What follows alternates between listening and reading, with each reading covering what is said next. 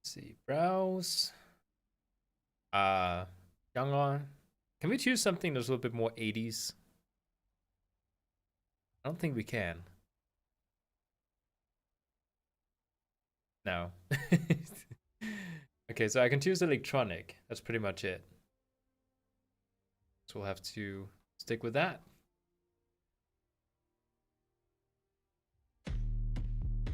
Out. Stop that. Stop that. Stop that. Stop that. I hear him chatting the noise. Move too quick, can't stop for the talking. I hear him chat with the boys. Man so tough, but man's keep walking. Just too sharp with the prize. White girls let it tell me I'm awesome. Yeah, hot like fire on the pan. If you wanna. I don't want it to be too loud. I think this might be much with singing. I think they updated the techno category or electrical. What do they call it?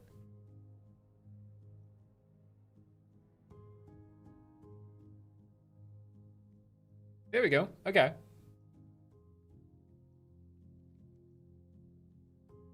So what I've done so far is I have gone in, gathered a bit of gear, just benthic gear.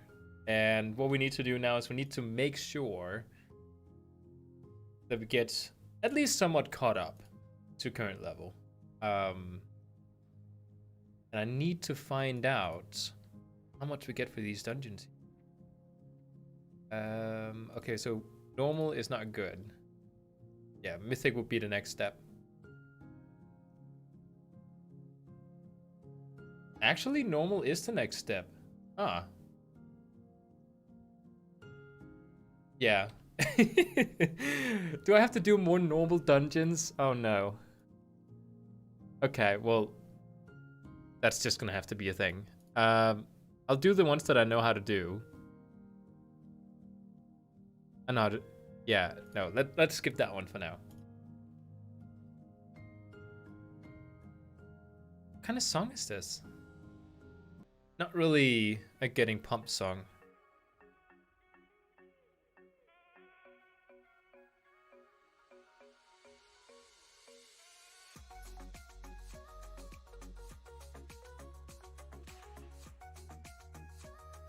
Okay, maybe I need to add in another another genre.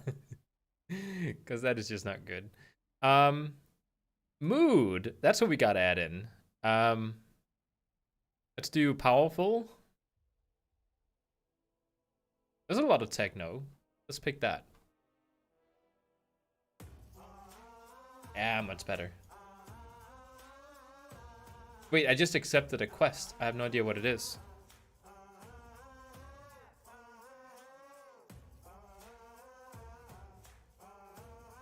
Okay. So I haven't really...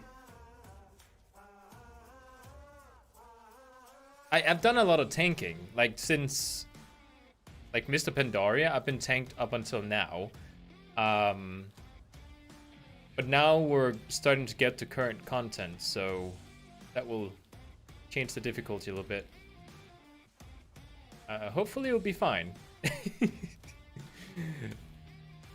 Last time I tried to tank current content, it didn't go too well.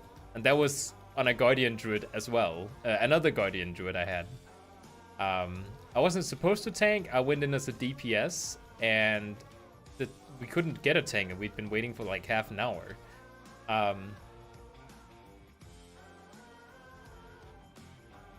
So I said I could, but I've never done tanking before.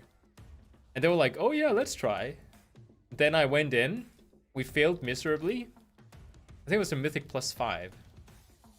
I had no tanking Azerite traits. I had no gear aimed towards tanking. I had nothing, basically. And they got so mad at me because I wasn't tanking properly. I had no idea how to tank. So that, was the issue. But they said they would rather have me in there to begin with. Than to continue waiting for a tank that clearly wasn't showing up. And once it got to it, they didn't mean it. So that's just how it is. Doing much better now, from what I can tell. Like, that was the most difficult part, like the beginning there. Everything else in this dungeon is pretty easy. So far, I have tanked 4 different dungeons, and I know I know the strategy well enough to tank in those 4 dungeons. So I'm probably just gonna continue doing those 4 specific ones. I got no idea if the gear is good enough for my tanking, because, you know, you have to keep upgrading. But just gonna have to do that. Oh, hey, Alk. Oh, you changed your profile picture. I'm doing pretty good. I hit 120, and I'm trying out tanking still. Since Mr. Pandaria, I've been tanking. I'm doing pretty good. I think I've died once during that whole time since Mr. Pandaria, and I'm max level now. Trying to get a little bit of gear. The one time that that I died was because it was actually this specific map here. A hunter. I had 3 hunters on my team, and it was so, like, you know the hunter meme about hunters always pulling unnecessary mobs and messing up with their pets and stuff? It happened constantly during that run.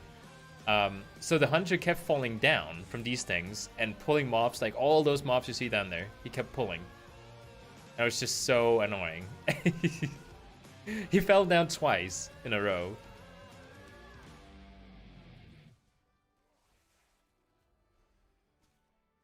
There we go. I mean, I'm doing fine so far. It should scale with my item level, so everything should be fine. See, that's the problem, because I don't actually know. I have this weird idea that tanking scales upwards.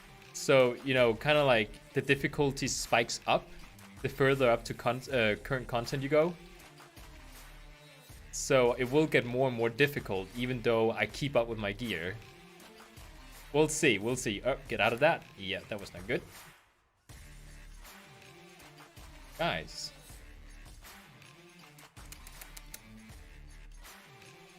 I also noticed that when you're tanking, you see more mistakes made by other players. So if like if people are not interrupting, you know, you notice it.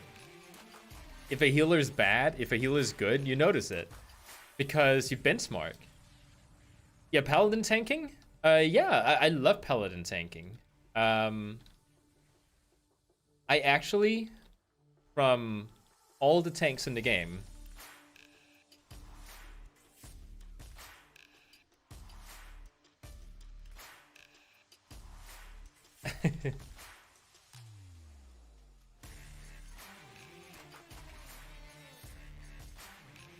the healer just said, "Healer, you're trash, can you heal?" Like, the healer said that, and I was like, nah, you're doing fine. Don't worry about it. But yeah, think about rolling a paladin. I can only recommend it. I love playing paladin. The only thing you need to worry about as a paladin player is the fact that you're going to be slow, because like any other play class. And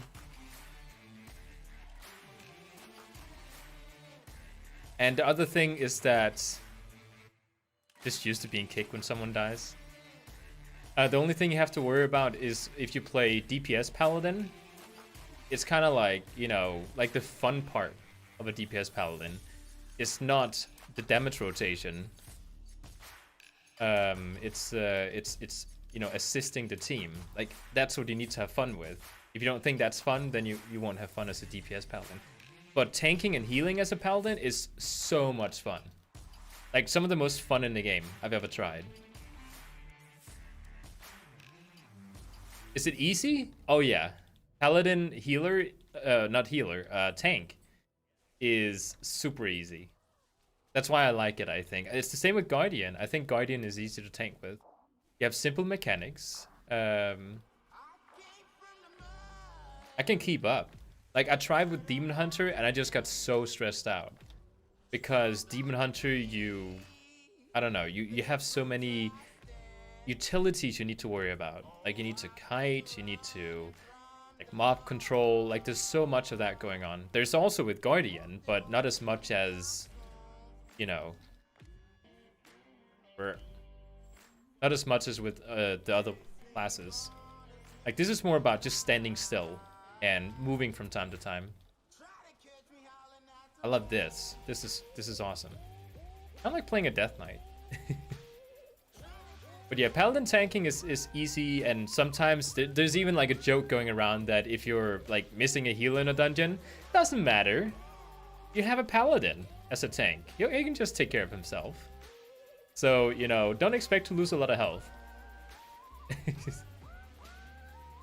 the same thing with Guardian, I think. Guardian has crazy self-healing and constantly armor. Like, it's just so much fun. This is just as easy as normal. I mean, I am playing on normal, but like normally. Is everyone max level? Oh, this, okay, yeah, it is as easy as usually, because it's same difficulty and everything. There's no difference here. And that's it. Oh, whoop.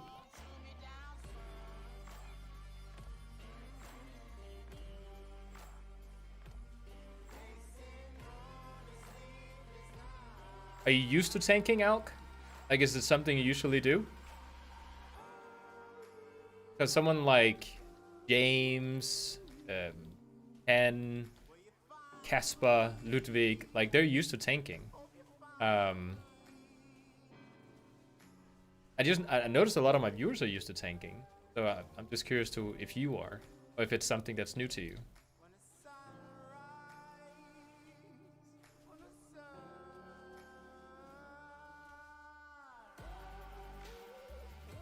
Fluffy pink bear.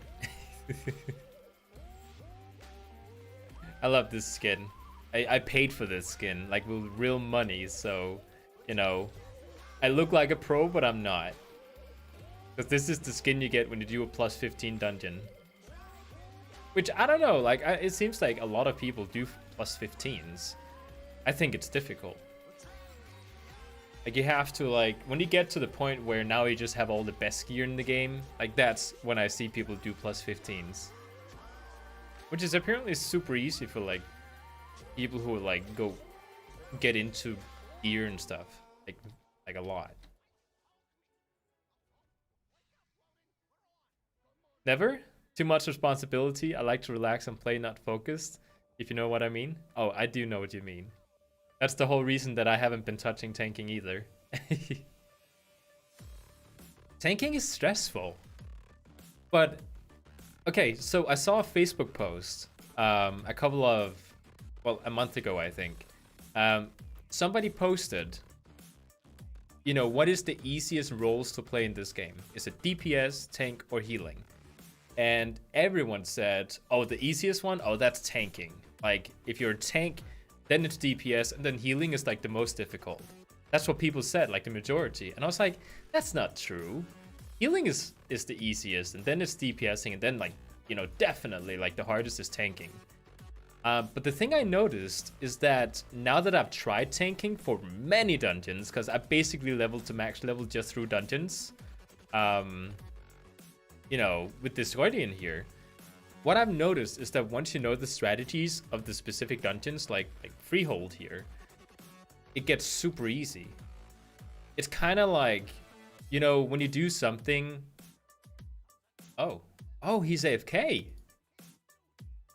He was like way gone.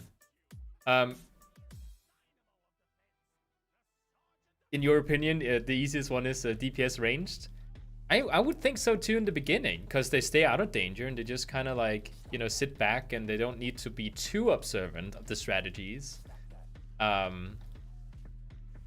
I actually found out, I actually kind of agree. Tanking, once you get into it and once you know a dungeon so well, that you just know the strategies. Like, I know exactly how to take care of these bosses here. I know which mobs to pull. Like, the first 3 times you do one particular dungeon, you're trying to figure things out, right? And I have this add-on here to help me out, so that makes it easier. I actually don't need it now because I know how to do it. But after those 3 times, it is super easy. You just go through the motions. I only died once this whole time that I've been tanking, and it was the hunter's fault. We didn't lose because we got overwhelmed. Well, we kind of did, but we agreed just to just don't touch anything, just wipe, because we didn't want to deal with all those mobs that the hunter pulled. And then we just wiped on purpose. You know, that's the one time that I wiped. So it's super easy as a tank. You just need to know what is your defensives. So right now you can see I have Iron Fur. I just use it whenever it pops up. I make sure I use my Mangle or Thrash whenever it's on cooldown. When it's not on cooldown, I just swipe. Sharknado, get away from that. AoE, or not AoE, ranged. Got Iron Fur, but I'm not going to use it yet. Now I'm going to use it, because now I have to get in. Use on cooldown, Iron Fur. Like, see my health, it never drops down. If I get into a place where, things are getting a little hairy, I have my Frenzied Regeneration. It regenerates 33% of my health. Super fast. Oh, he got a nice sword. And if it like really goes into the crapper and things are just getting like super complicated and difficult, I have 2 more defensive cooldowns over here. Come on, guys. Please, please, please don't pull them. There's always somebody who pulls. Yeah, somebody did. What is he doing? He's a facepalm.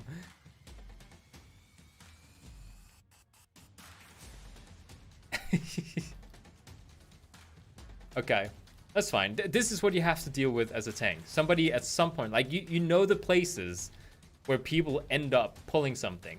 In this case, I always keep an eye out here. The healer is very sorry, so I say no problem, smiley face, because I don't want to give people a bad experience. I'm that kind of tank. Everything's fine. Yeah, so I have Bark Skin and Survival Instincts as like my, oh crap, I'm about to die, sort of like cooldowns. I rarely use them. Like, if the healer's decent, people are doing the strat somewhat okay, you never need to get to it. I'm barely using my Frenzied Regeneration, which is my second, what do you call that? Like my second, oh,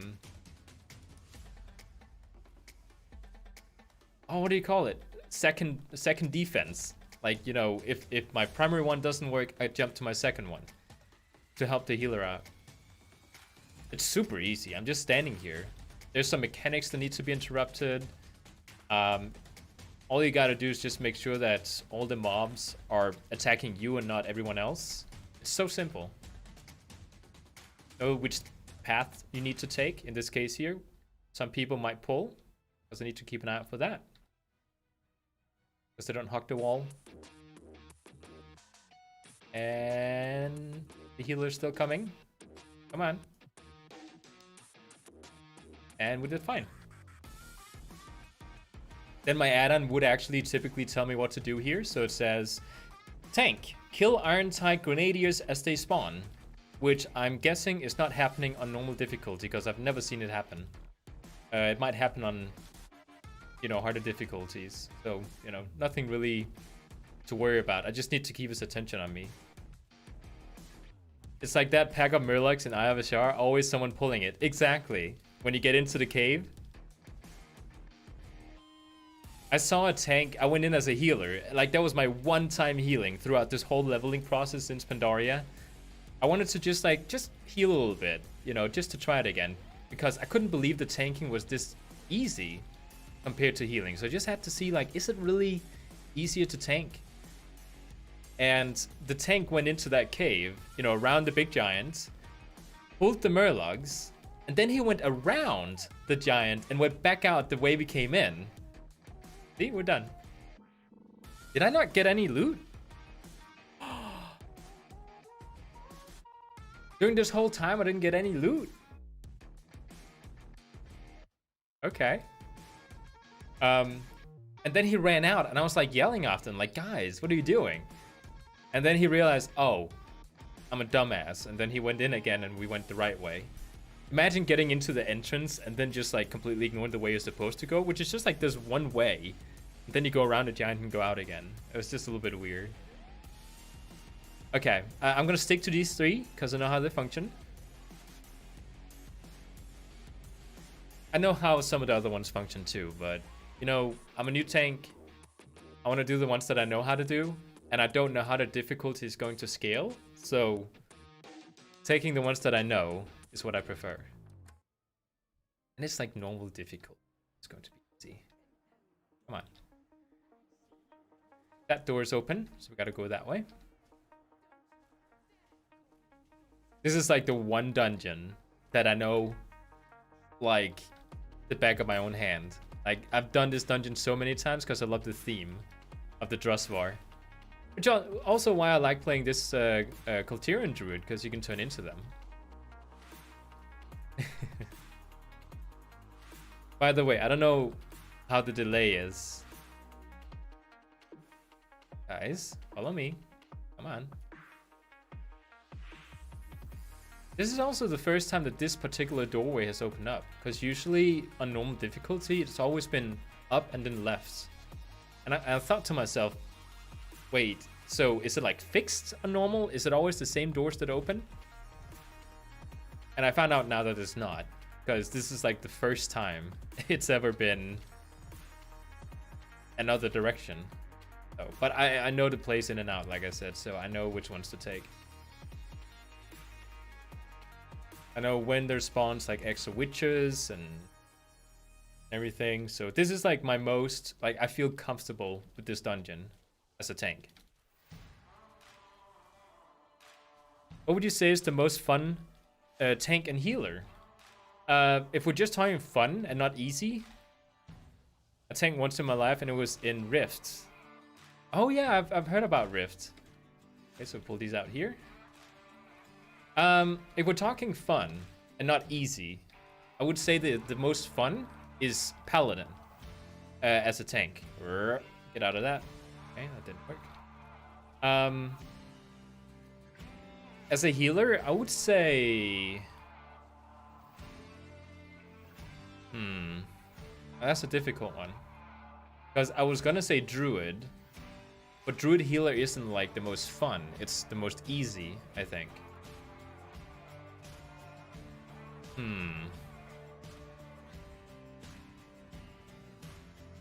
That's a really difficult question. Maybe Shaman? No. The most fun healer, that's Paladin too. Like by a mile.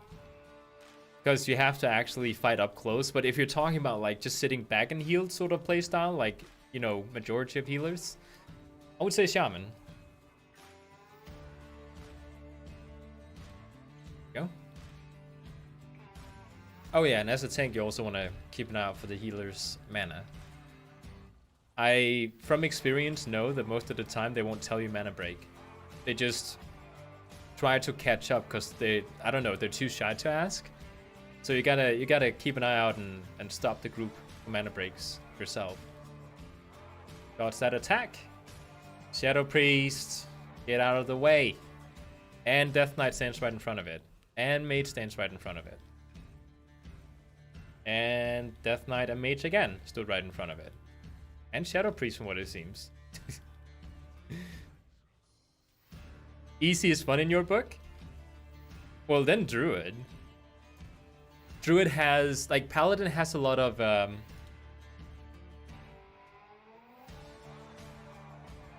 go away. Paladin has a lot of like a lot of mechanics. Ooh.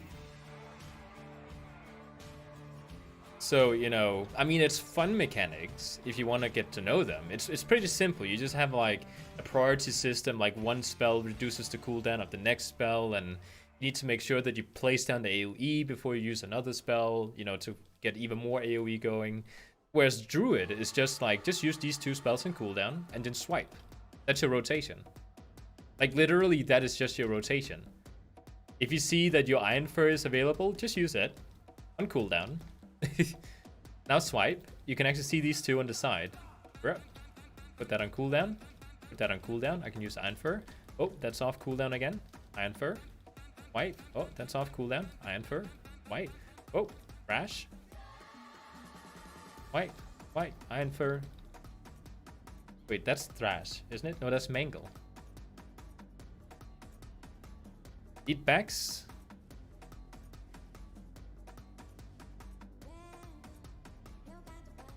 Yes, I do need it. So, you know, tanking as a druid is... the point I'm trying to make here is that it's super easy. People, they gear it up to be more stressful than it really is. Because, you know, you're a tank. you lead the group through the dungeon. You're supposed to know the mechanics.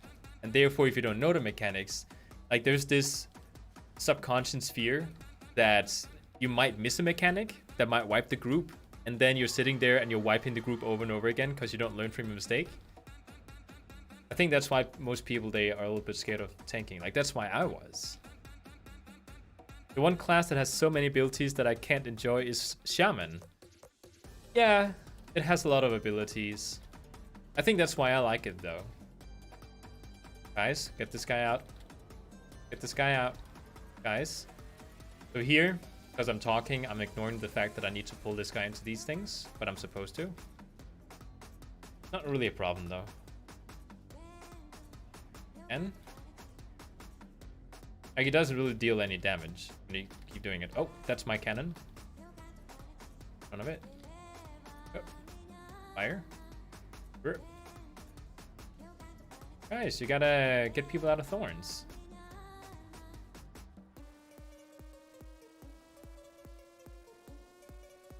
Shaman is very utility based, even as a healer.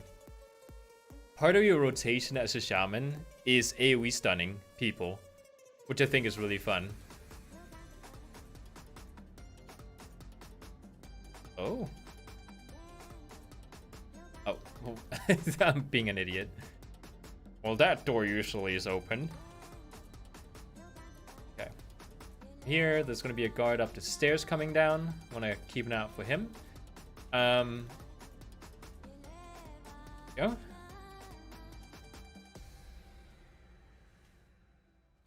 Down? No. Shaman feels so more support than DPS. Yeah, kinda. There's a lot of spells there to help out the team. Slows, stuns, like disable fears and stuff. Dispels, heals. Oh, is the door open this time? Let's go check. I want to go check. Is it open? Ooh, it is! Awesome. I can never tell when that door's open. It's probably when that door at the beginning is open, then this one's open. Oh, hey there, Snilleblixten. Pretty good. Doing a little bit of tanking.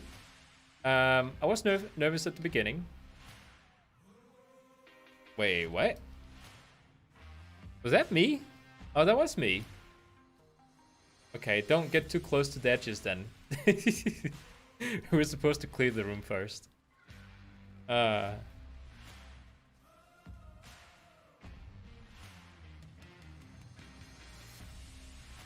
guys, whenever there is a person affected, well, by this thing too, go away from me.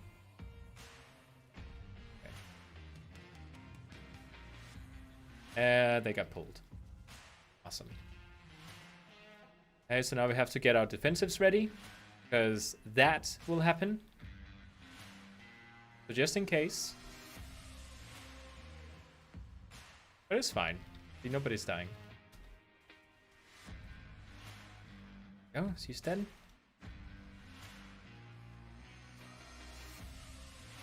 Yeah, I think Druid is perfect for me when it comes to tanking.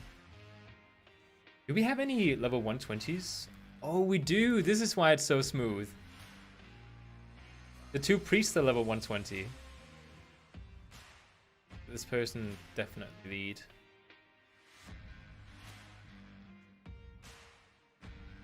Don't come down, because there's some people on the stairs.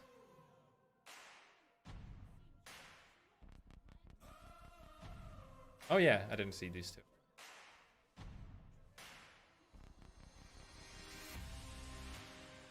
I love how even though you're silenced, you can still use the majority of your abilities.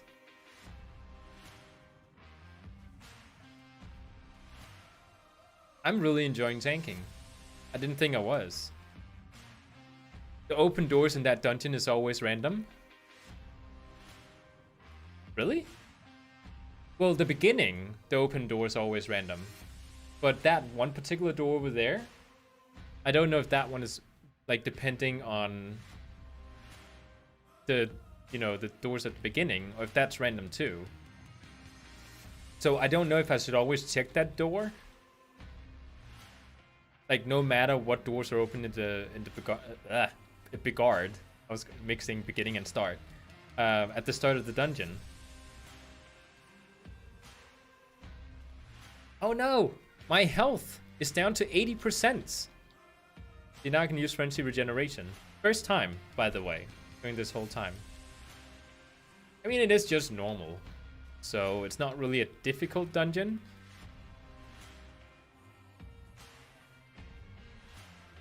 How many times did I change the shelves behind me? Well, the first times it was because I was sitting in my house at home. So like the shelves were in a different location. And then I moved over here. I don't know if the black shelf has always been there. I don't think it was. I think it was on the side over there, and then I put it over there instead because I wanted people to see the merch. Although you can't really see it, because even if I move out of the way, it's kind of at an angle. But I also added a third shelf underneath the other two white ones.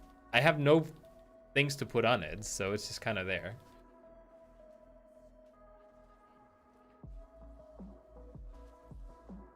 The first boss always depends on what door. Okay. I love the fact that this dungeon changes layout depending on, you know, the open door to start. Don't we have two 120s here? Wait, what? He's much higher item level than me. Why is he doing as much damage as me? I think our Shadow Priest is either chilling out or he's new. He's new. And again, this boss is pretty easy. Just gotta make sure you move out of the way if you have the green thing. And move out of the way when there's like the little, you know, all over the place. I did trade with my fiance. We traded back again. She wanted to test out whether having a studio was something she would like. It was not. All her stuff was in here, but she never came here because, you know, it's outside her house. So she much preferred to have it at home. So we found a different solution. We cleared up a room for her in the house, which was the one that... Well, we moved around some houses. It wasn't some rooms. It wasn't the same room I was sitting in when I was at home that she got. So now I'm back at my office, which is nice. I like being here. I'm gonna grab these guys before they continue too far. Yeah.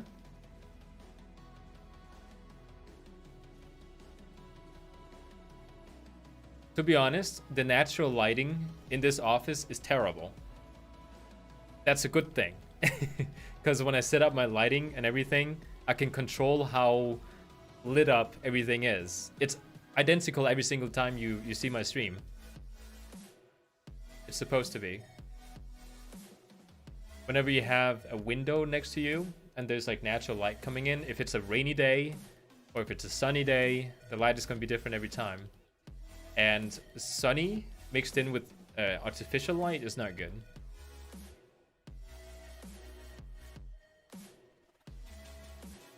I like it here. I like my office. Much more reliable. Are people ready? Yeah. Okay, let's see. Is someone actually going to do the right strategy here? Pick it up. Somebody pick it up. Nope. We're YOLOing it. I mean, I think we can do so too. I think we'll be fine.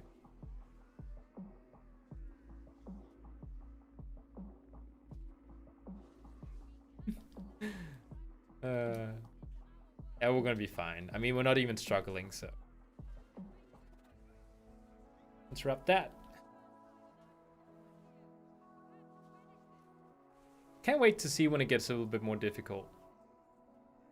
Okay, so I got one piece of gear here, but it's like didn't really matter with that piece of gear. What is he picking up here? Rust essence. He's picking that up every single time he goes through this dungeon. Okay.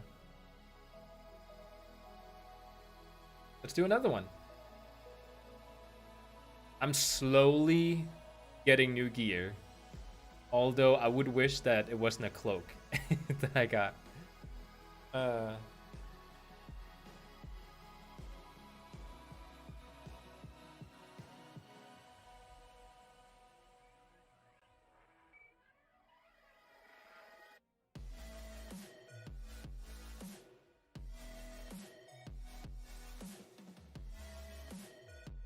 It's kind of weird that people are gonna look at my avatar and thinking, oh, this guy's a pro.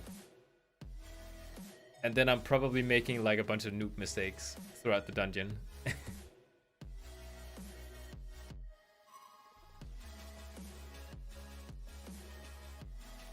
You know what I just realized? Monster has been like super smart about how they place the logo.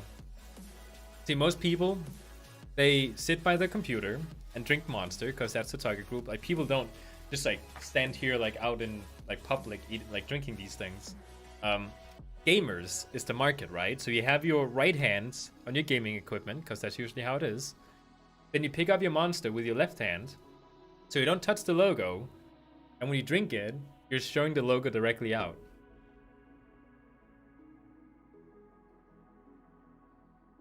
Or it's just completely random and coincidental.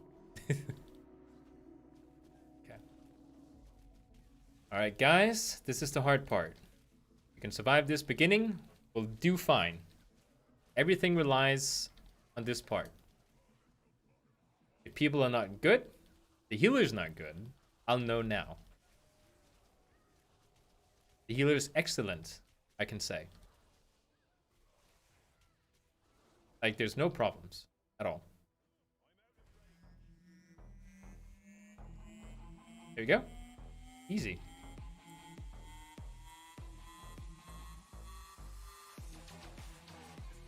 Oh, Feral Druid got a an update, a buff for Shadowlands. A lot of people have been complaining about Feral Druid being, you know, for the longest time. It's always in a bad spot, at least for certain types of content. If you like to do world PvP, it's always in a good spot because Feral is excellent for that. But yeah, they've gotten a buff to their Berserker ability. So now it's pretty much like Incarnation, which is one of the talents that you pick. Like, people are always like, should I pick Soul of the Forest or should I pick Incarnation? Because like, one is like a better passive, but the other one is much better for burst damage. So they usually pick Incarnation. But now Berserk, which is a base ability, got buffed, so it's pretty much Incarnation. Which means that we get excellent damage. And we can actually pick another talent instead. So that's good, because I like Feral Druid. My favorite... One of my favorite DPS specs in the game.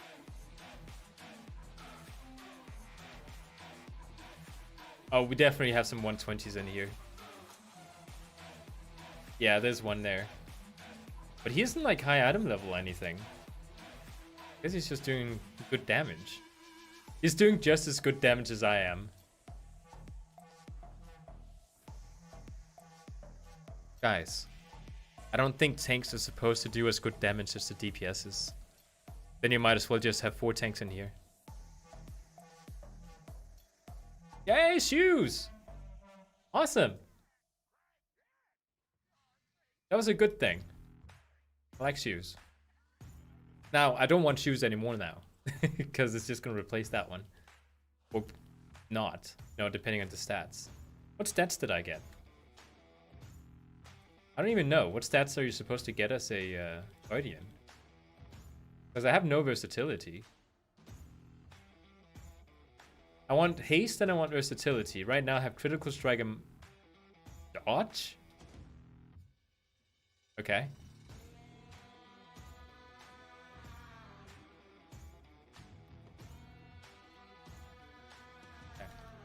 Our healer is good, so he should be able to handle this.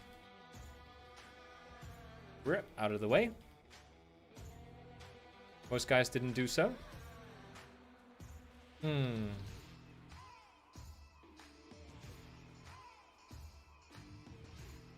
a little bit of a AoE break for the healer here. Drop that.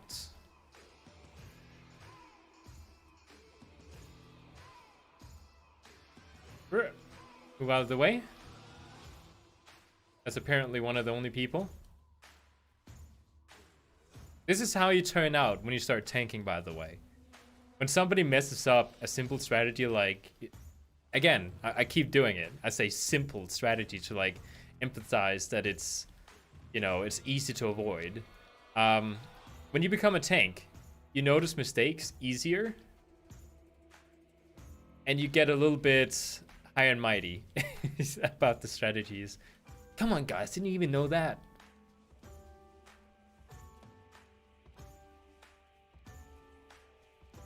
Guys, you're supposed to interrupt Shattering Blow. Jeez. Oh, I didn't even give the healer a chance to resurrect. Well, that's your punishment for dying.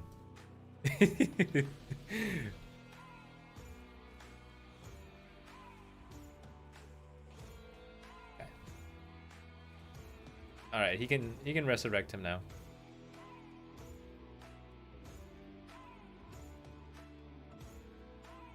Look at the damage over here. Wait. Oh, okay. I thought that was the healer having all that damage. That talks a bit about how low his damage actually is. Well, I mean, you know, if you look at his level, he's like level 113, so you can't really compare. Like, of course, I will have higher damage because I'm max level. But so is the Demon Hunter, and he's, you know, I don't know. I think I have high item level then. Can you actually check that? I don't know. So you have chosen death.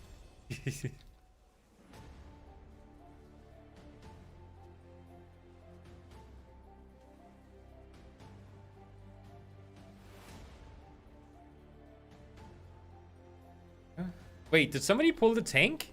The boss? Wait, who pulled the boss?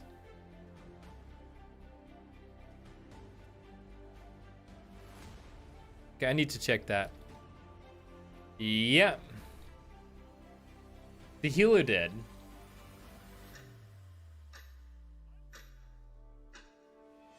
See, now the tank triggerness kicks in.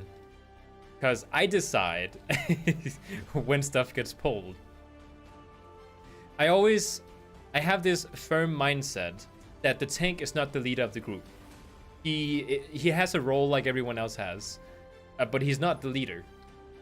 The tank is supposed to control the mobs, as in like control the situation around you, and he's supposed to lead the way and decide when to pull mobs. That's all he does.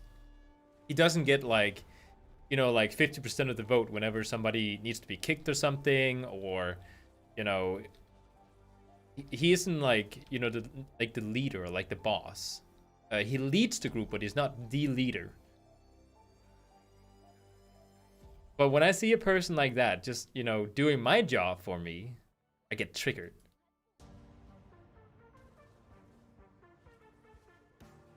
think the healer is trying to tell me that he can do so much more. Like, it doesn't even matter.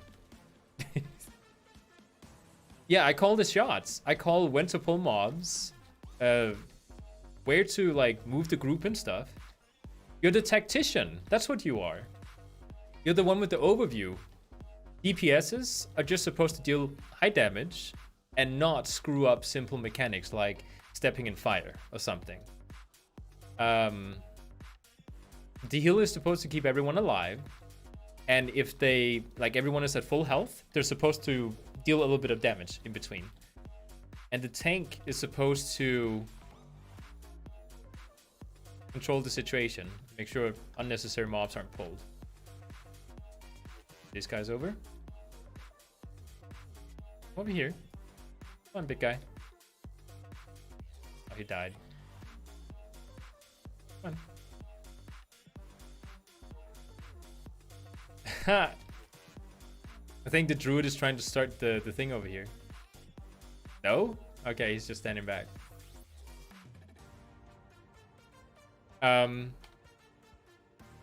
Right before streaming, I went in here and I did one dungeon, right? To get to max level, because I wanted to get to max level. And there was a rogue in our group who, when we were over here by this rat thing over there, right? There was two groups of mobs between us.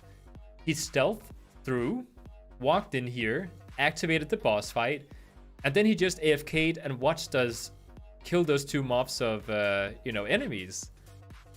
And I was the tank, and I was like, dude, rogue, get back over here and help us. And he was like, well, I started the encounter early, so we didn't have to waste time. But the thing is, we were standing over there for 20 seconds while he was just standing here, and he was just watching us. Like, he had started the encounter, so he just watched us for 20 seconds fight. And he was like one of the two good DPSs we had here. And I had to, like, grab him by the neck and say, you come over here and help us, or there'll be trouble. Because just because you have, like, he didn't have amazing damage or anything. He wasn't max level. He was just like, yeah, my damage is good, so I'll just AFK over here. So I had to tell him that having, like, good damage doesn't mean you can just AFK. The only time I get off mobs under tank's control as DPS is to help the healer. Oh yeah, if the mobs on the healer, it's good to peel them off. That's a good thing as a DPS. Yeah, I think so. I think that's what I understood with your message. It's Ludwig. Ludwig van Totolian.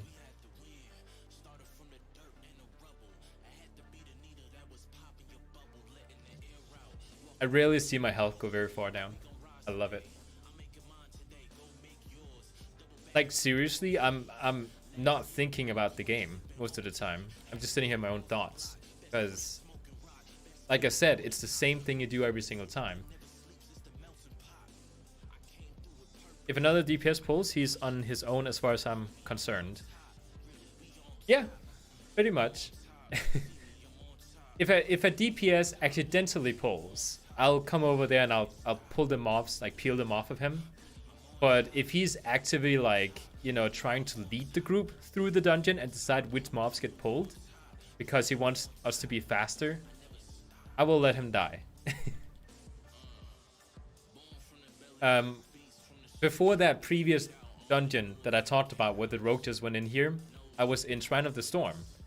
There was a Death Knight in there who had 1/3 the damage of everyone else in the group, like all the DPSs and stuff. He wasn't doing anything. He was just, oh, you almost died there. Like, he was, I don't know what he was. Mostly auto-attacking or something? He wasn't even a new player. So, right after the first boss in Shrine of the Storm, the big water monster, right? You can skip the first group of mobs just by, cutting the corner. So, we did that, everyone, except him. He was the last one left. And he just runs down and starts attacking them by himself. Everyone else is just way ahead of him, and he just runs down and starts attacking them. And I'm just like, come on. We cut the corner for a purpose. Oh no, did I just pull? My bad. Fell off the corner. Oh, hey there! Welcome back. Good morning. Yeah, I totally agree. I'm in the tank through most of this season. It gets stressful when the team doesn't all play by the same rules. It does. When some people... I don't know if it's a tank who decides to just like chill out as DPS or something, and he can't get out of the like tank mentality and he just decides to go rogue on it. I don't know what it is, but sometimes DPSs just kind of like do their own thing. Try to decide what's like best for the group. Like, for example, attacking mobs that we already skipped or something. I don't know.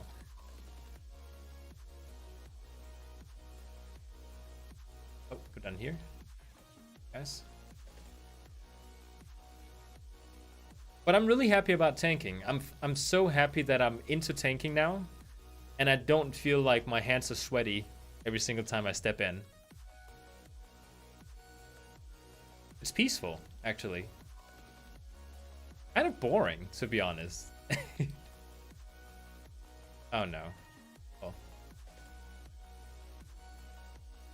Like in the past, if I went in as a tank, I would be like, oh crap, what is the strategies? Like I would go through all the boss mechanics in my head, be like, okay, so these are the things I need to remember, and these are the places that I need to control the mobs even more, because these are like difficult spots. Now I just jump in and I just turn my brain off. In these 4 particular dungeons that I know how to do. Like, in and out. Okay, keep an eye out there, because somebody always pulls it. Oh, fine. Pull him a little bit further. Yeah.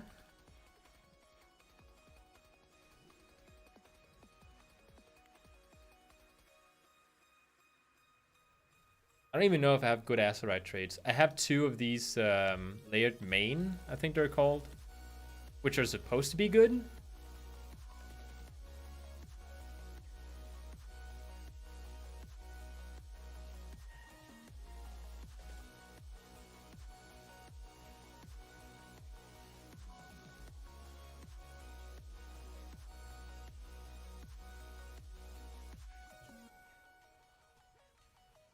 And done. So we got 2 pieces of gear. Does he need leather? Yeah, he does. There's no way he's giving that up.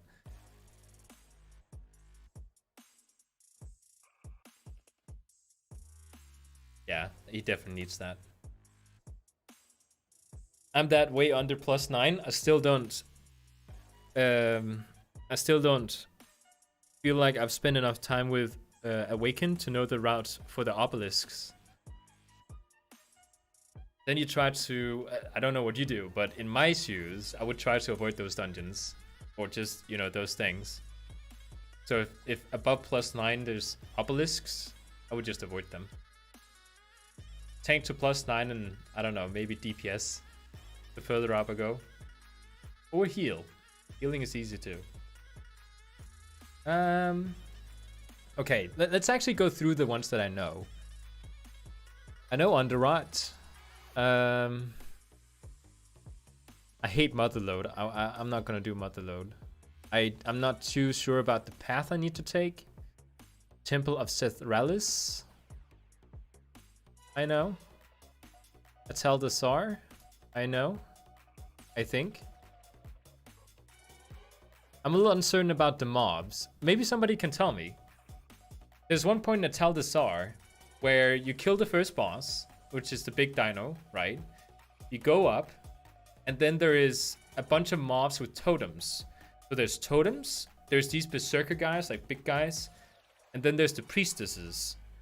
From what I can remember, you're supposed to destroy the totem, then kill the priestesses, and then the berserker guys, right? Oh god, no, I'm the worst healer? I'm sure you're better than you think. But that's what I'm going through right now. Like, on Mythic difficulty, which one of these would I actually be comfortable with? On normal, I don't know. I think these are you know, gonna be way easier. Toldagor I know as well. So it's only the Motherlode that I'm leaving out in normal difficulty. You don't have enough item level yet. Yeah, not for Mythic. So if you wait to kill the totem, you won't get the green gunk all over. Ah. Wait, are you saying not to kill the totem first?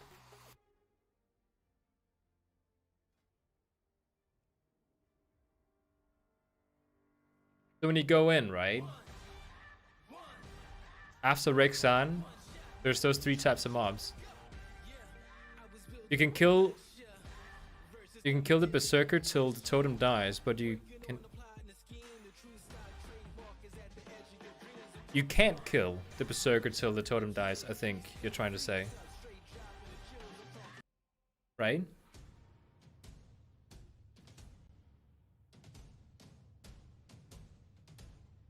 Oh, so when you kill the Berserker, the totem will automatically die at some point. So you're saying to kill everything else besides the Berserker? I need to know. I'm not ticking it off unless I know.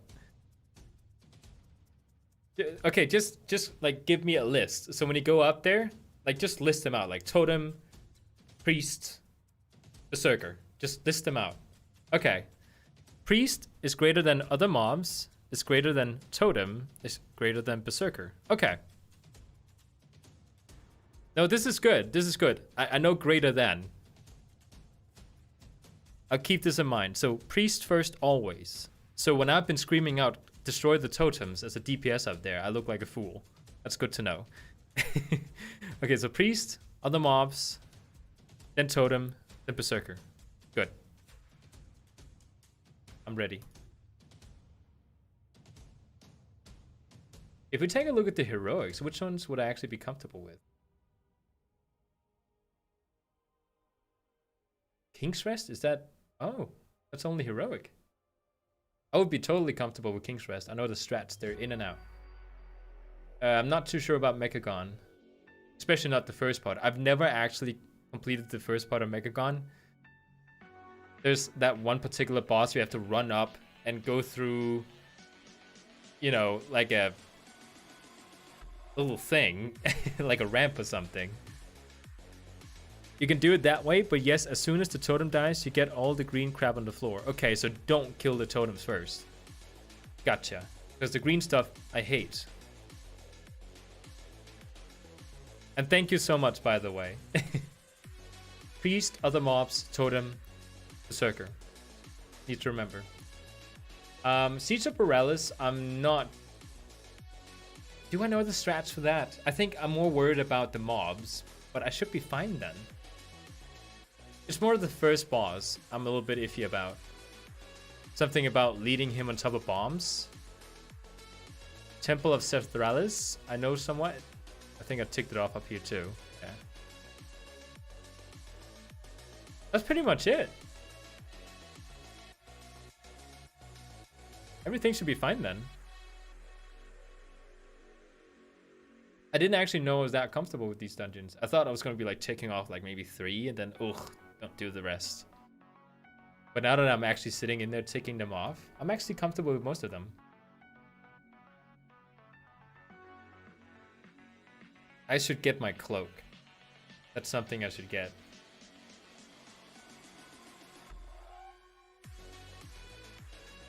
Oh, how is the quest line for that one?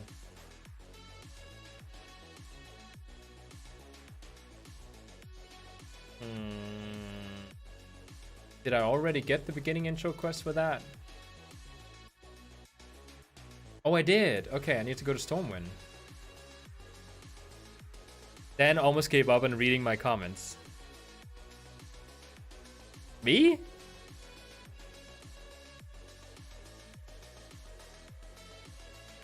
I think I read your comments. Oh, because of your writing, you're saying. You write fine too. I know you've been talking about in the past. writing bad, but you don't write bad, Alk. You write fine. Okay, so we have any 120s? Okay, there's 1, 2, 3. Okay, well, we can just kind of rush through this thing because it's going to be easy. Like, it's going to be super easy doing this dungeon here. We might as well just YOLO it. Everyone has corruptions, probably. People are just overpowered. This is going to be so easy.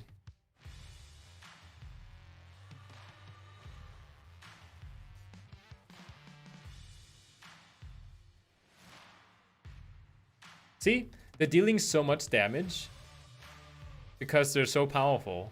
Look at this! We didn't even get to any of the... like, past phase 1. They're just rushing through. They're like, you know what?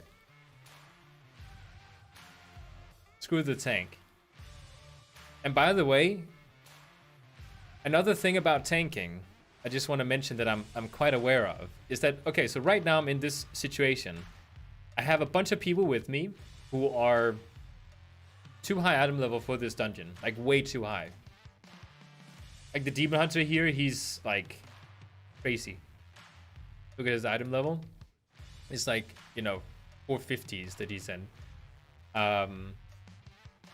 So with him here, we're just meat grinding everything. Like, we're not even fighting the mods. We're just hitting them once and then he kills them. So what some people would do as a tank, like me, who is like the gear for this dungeon, would maybe get a bit mad because, hey, just because you have high item level, you're not supposed to be leading the group. I'm the tank, you know. But I'm also self-aware enough to know that the most efficient way to go through this dungeon would be just to let him just kill everything.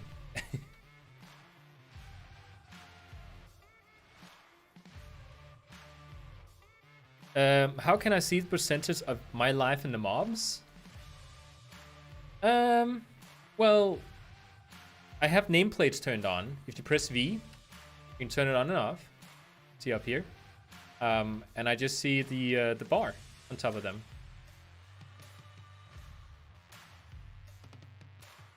Oh, for percentage. Yeah, okay. So what Alka is saying. Right now, I'm seeing my own health in percentage, and this is an add-on, by the way. I just want to point out, I'm using an add-on for my name bar. I can't honestly remember how this default one looks like, because I haven't seen it in such a long time. It's just doing his thing. Demon Hunter. Watch him kill the boss before we can get to the next section over here.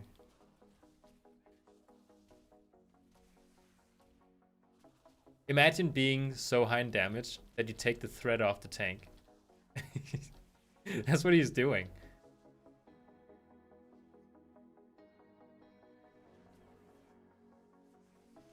Demon Hunter Keiki. Silly name. I should actually have the percentage on the nameplates here. That would actually make sense.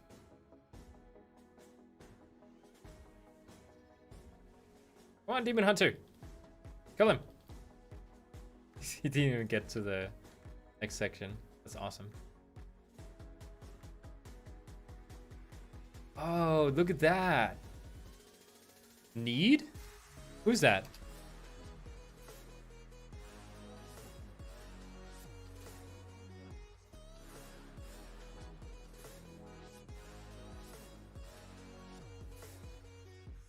The Demon Hunter just got new pants. Trade. Oh, that's the wrong one. Where is he? There he is.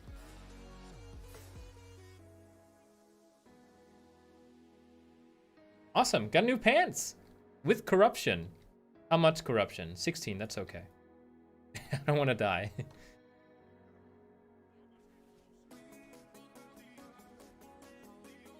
Yeah, so he's item level 455, he's saying. The one I use is KUI nameplates. I'm using easy frames for mine. Later is also a good one. I like simplistic ones without as many stats in them. I'm not sure how KUI and Platter looks like, but I have a feeling that a lot of the people who, you know, uses those type of nameplates, they want to have a lot of stats and stuff going on.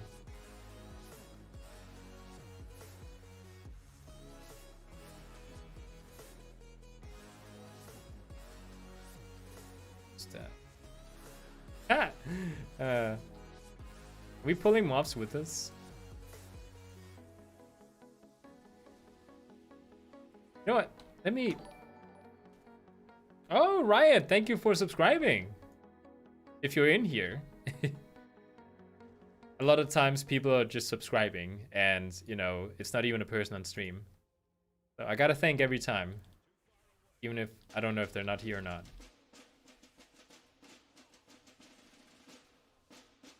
I was gonna go in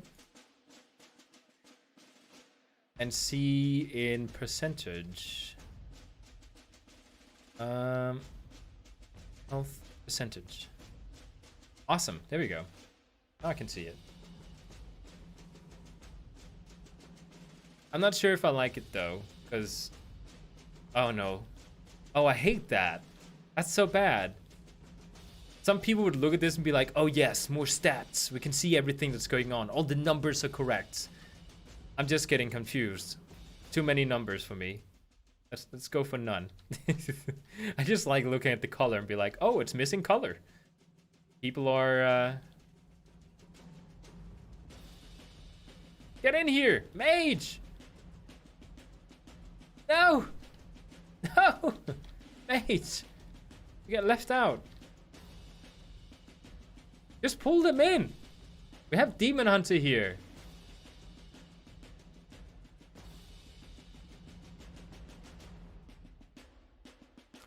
Ooh.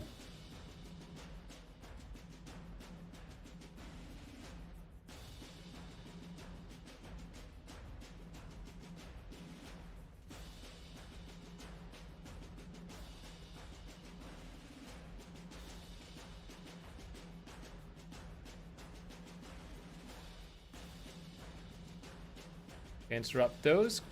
What are we listening to? Listening to drum music. Platter has so many options. Oh, don't tell me that. You're not selling it to me by saying that. You're anti-selling it. Okay. Oh, I got this one.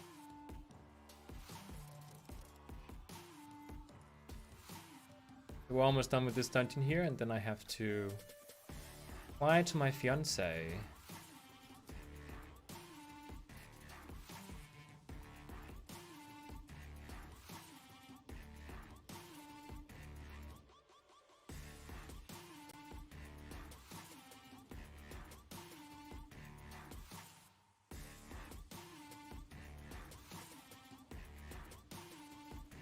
See him die in, I'm guessing, less than 20 seconds.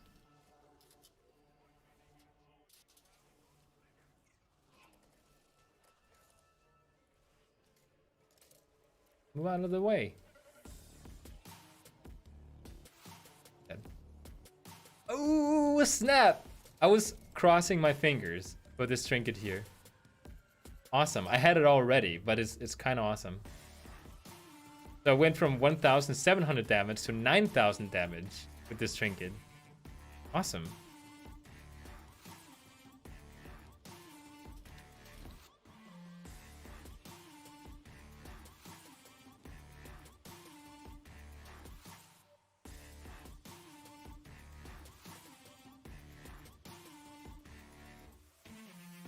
Okay.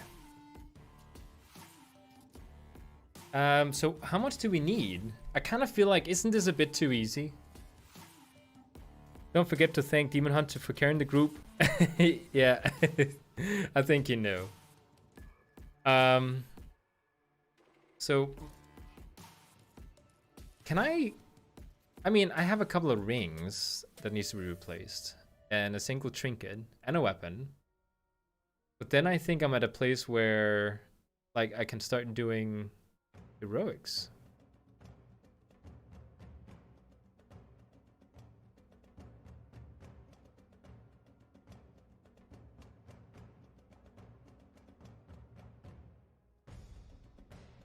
Second.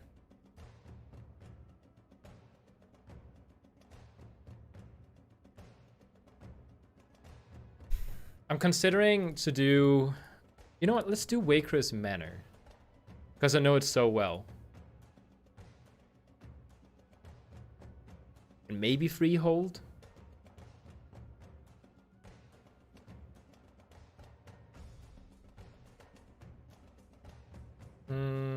Yeah. Let's do Shrine of the Storm as well. Okay, so those two, I'll try. Getting a little bit nervous now, because I've never done that difficulty before.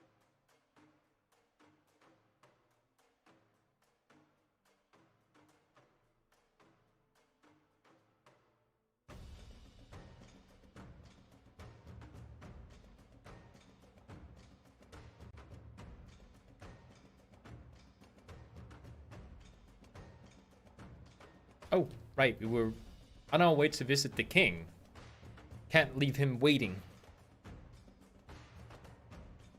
I mean, we are shiny, but that doesn't mean that we should let the king wait.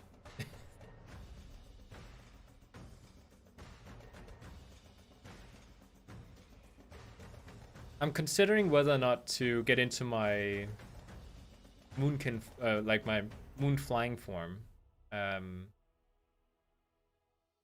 I kind of like this one. It's tiny. It's like a little spy running around.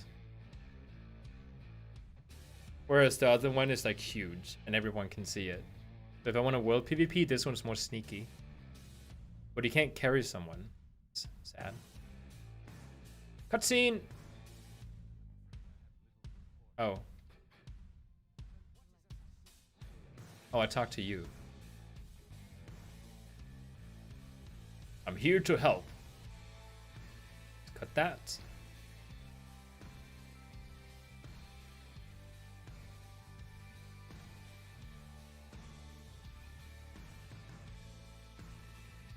Hey, Rathion. Let's go get that cloak.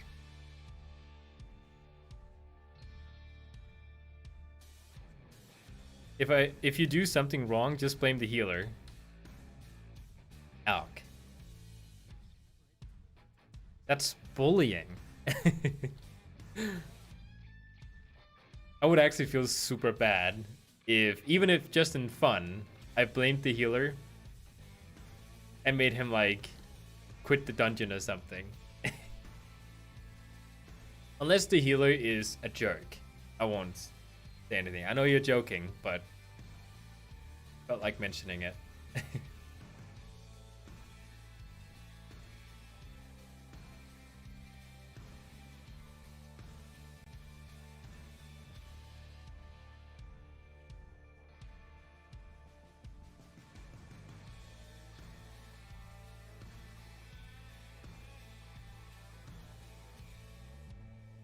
Okay, so what now?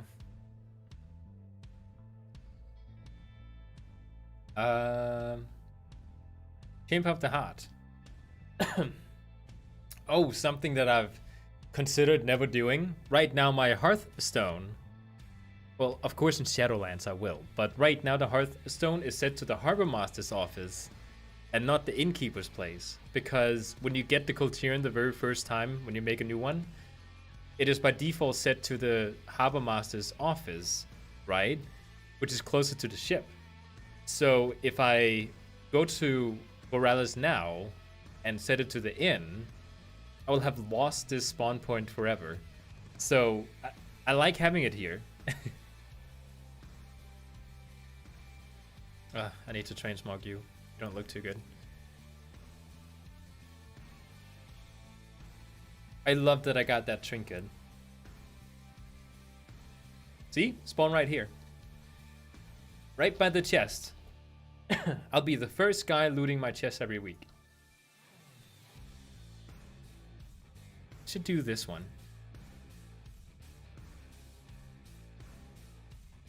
Do it later. Okay. So we're going to the Chamber of Hearts. We are queued up. Okay, I was taking so long. Didn't even know if we were.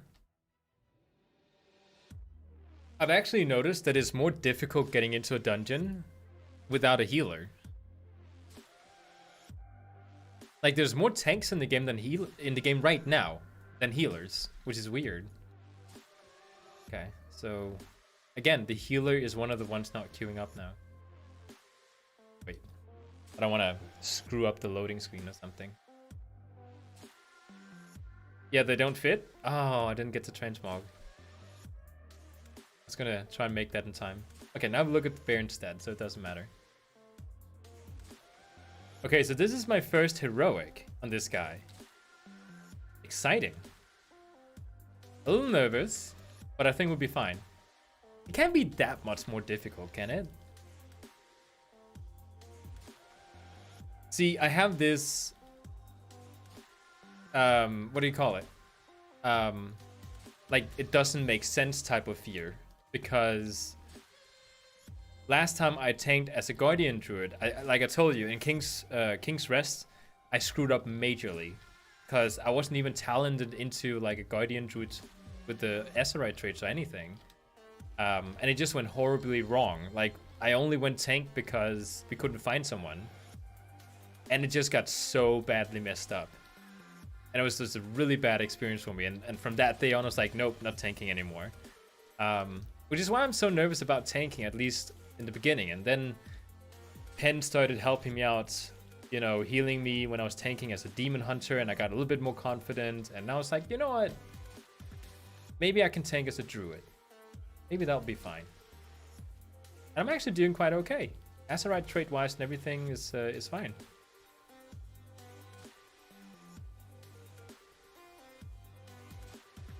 I'm not feeling a difference so far. Heroic is like normal.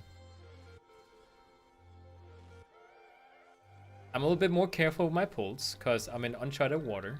I don't know how difficult they are to kill.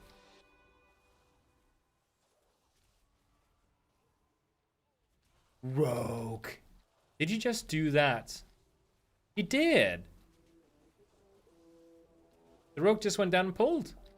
See, I actually gotta use my French seed regeneration now.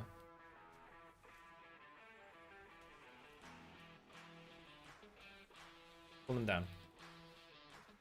Control the situation. For some reason my rage is not regenerating as fast as I would like it. Oh, are you kidding me? But he pulled this guy. I need to zoom out so I can see. You guys can't see now, but I can. I need to get a top view of the situation. Come over here. He keeps attacking them. Interrupter. Keeps healing them.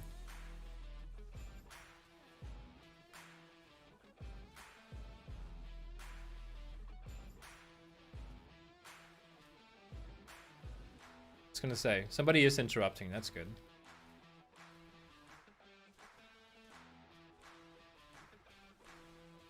Got that. Everything is fine.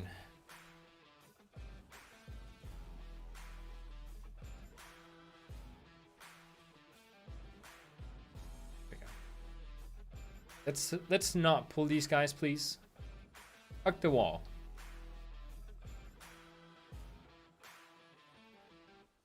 Ooh, Hunter, you're cutting it close.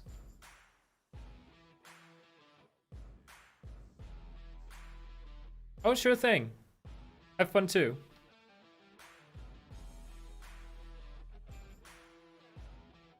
Okay, I'm going to have my my thing here out. Oh crap. BFA dungeon. Find a storm. There you go. Oh no, we didn't kill these little guys. I mean, they don't hit hard. It's fine. Okay, so I don't know. Is it on heroic that those little things spawn?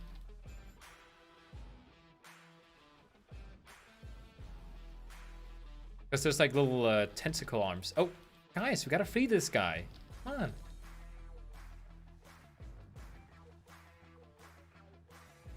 Getting pushed. It's going over here.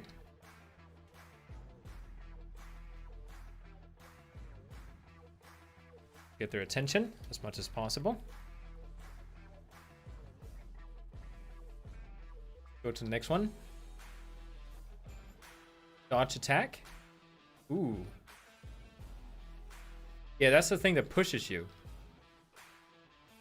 I want to make sure we don't hit that.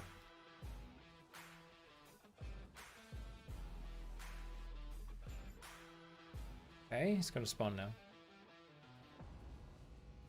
I'm gonna kill these tentacles. People keep forgetting. Okay. Skip this guy. Don't need to taunt that first group of mobs. Wait, what is this person sitting? Look at them. Just sitting up there. Oh, somebody pulled them anyways.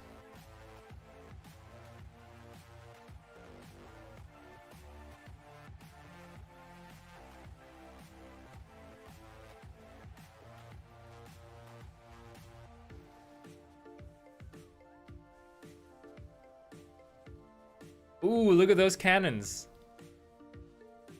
Are both of those mine? There's another one. I think a bunch of people have these trinkets here.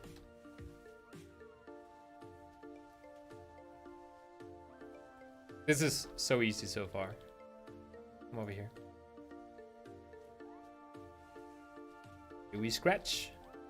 Get some armor. Get out of the way. Those things aren't there normal, I should point out. So it's good to see that some things are a little bit different. Hopefully like Mythic dungeons. Like I hope this is the same as Mythic, but not as difficult to kill mobs. Like all the strategies should be the same, hopefully. So with this in mind, should we stay in here and kill these first? Because on normal we can just rush out and start killing everything. Maybe we should play it safe. I don't know. This guy's buffing up or something. Fine. Like we're not even close to dying, so there's no need to be so overprotective. Okay, get in this thing. Take them out. Come on. If they stand in it, they are gonna get hard to kill. So we need to stand in it. Get a debuff. Paladin is not doing so, as you can tell. He's losing a lot of health. And it's the healer's curse to fix that. Fine. Fuck.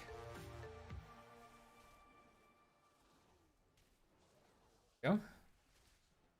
Easy. Get out of that. I don't know if that is like a continued AoE.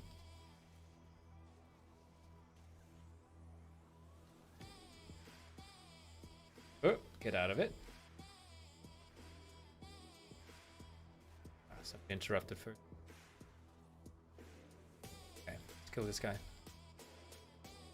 This guy has like a really devastating attack that I can never really figure out. Like this is the one mob in this map that I don't know exactly how it functions. Like he has some sort of ability that we need to like avoid.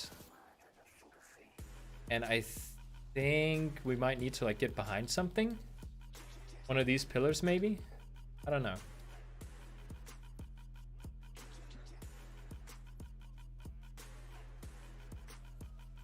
Healer isn't having any trouble. Rep, he might have now. Okay, gotta use my second line of defense healing thing. Because I might have pulled a bit too much here. Okay, that again.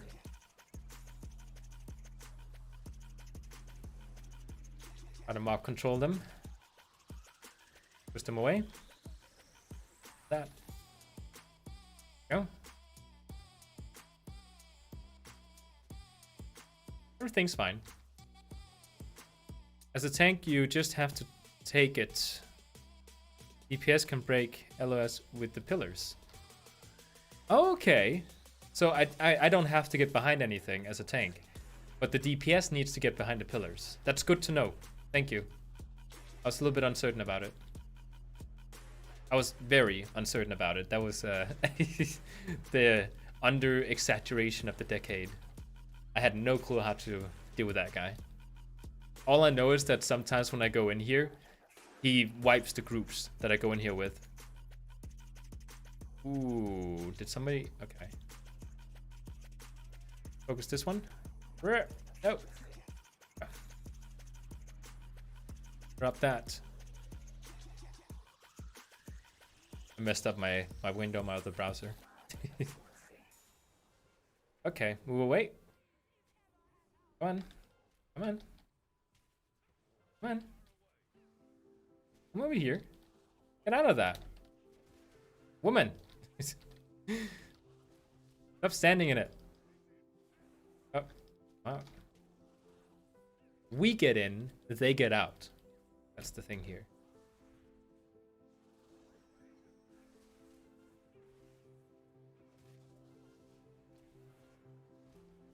Way. Yeah, if you try to hide as a tank, you will just move the boss and then no one will be hiding. That's true. I'll just pull them around the corner to the people hiding from it. That actually makes no sense at all. Okay, so heroic isn't bad. I can't feel the difference between this and normal. Besides the fact that there's a few extra mechanics with the regular enemies. Please. Yes. Awesome. I mean, I got haste. That's good.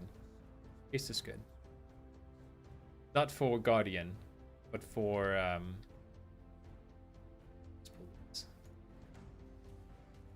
but for my Feral, I like haste.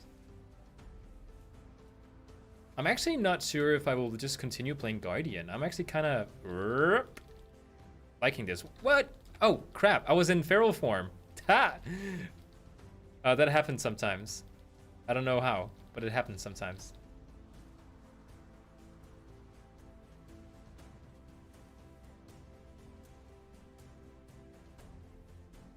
I was wondering why I couldn't use my attacks. And again, notice how it's, again, the paladin who is struggling to survive. I think the paladin might be a new player because he's not doing the strategies. He is not a new player. He's played almost as long as I have. So again, new is relative. Like I haven't played for that long. At the end of Legion, pretty much. If you have to like, you know, get into specifics about when did I actually start playing the game. Because I've been, you know, I've had an account since Mr. Pandaria, but I've only played a couple of months. Then I played a couple of months in Draenor. And then I've been playing since the end of Legion. You know, I think he's new. Relatively new. I'm a new player too. I see myself at least. Just pull them in.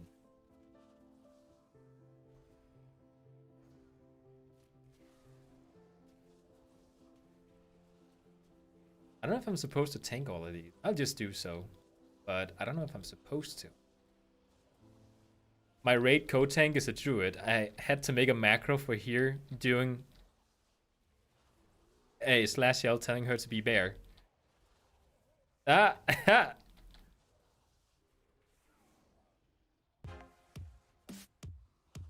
That's funny. What skin is your code tank doing or using?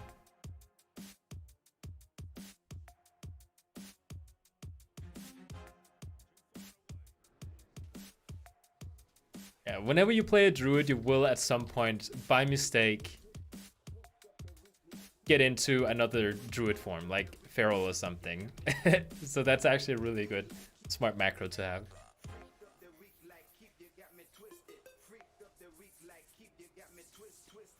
Because you don't realize, you just suddenly you're like, hey, I'm losing a lot of health. And my attacks are like, I can't use them. What is going on? Do I have a debuff or something? Like, you think in debuff before you think about, oh crap, I'm not in tank. Like, I'm not in bear form. That's weird.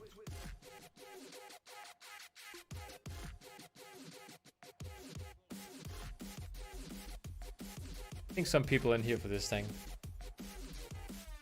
She has all the neon ones. Awesome. I'm missing one, and I think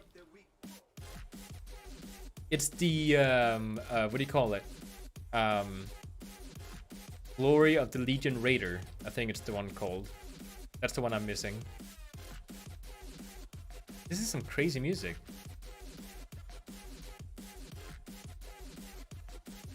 Glow sticks in my hand.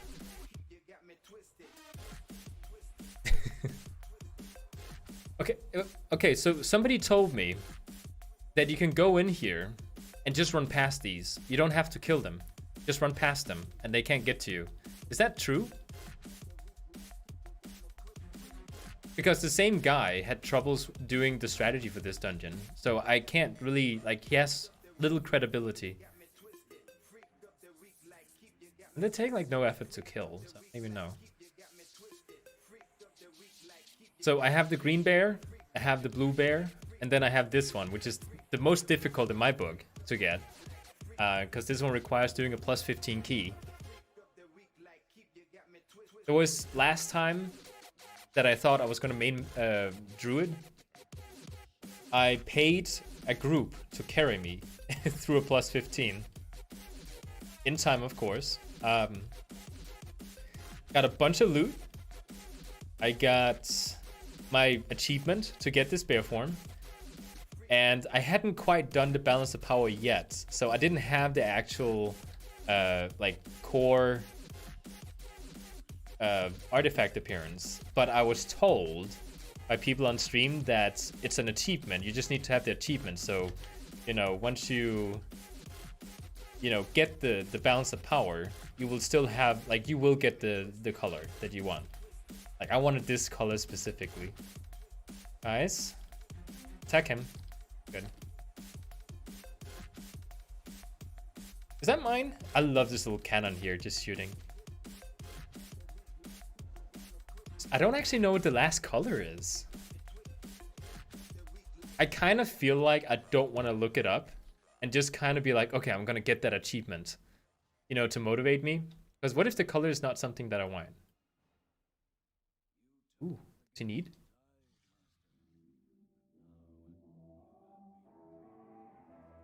Oh no, I was typing. I hate this stun. And I'm the tank! Jeez. Okay, good thing I got some, like, speed down here.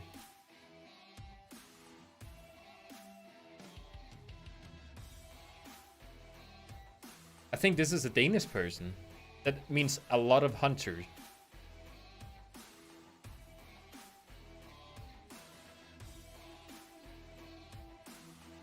You know what? The cloak isn't really that important. Because I'm gonna get the 470 Rathian cloak pretty soon. Oh, he did the...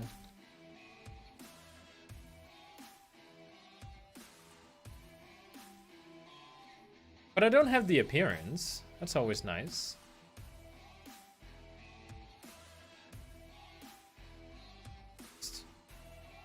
He hasn't replied yet, so I'll just jump in.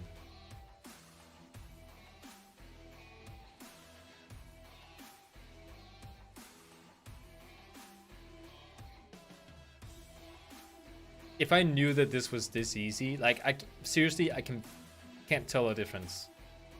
Besides a couple of extra things with the mobs. Like, I would just have gone heroic. It's a waste of time doing normal. Okay, so on heroic, is there any differences here? I don't think there is.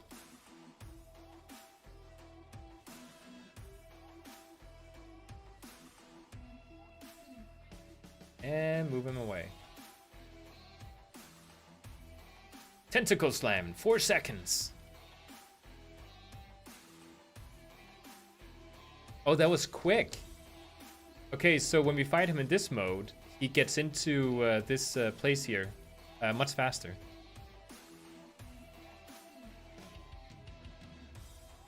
Sure, tentacle. They're hard to see.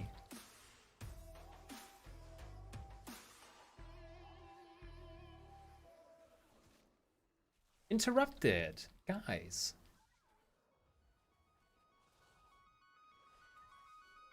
Tentacle slam, get out of the way.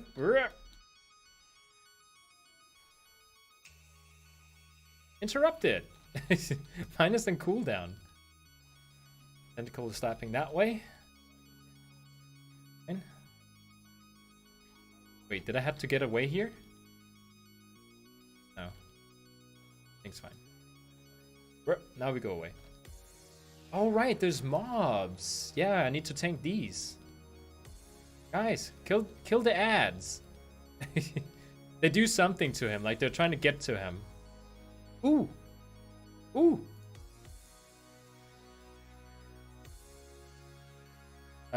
Oh, he left. Crap.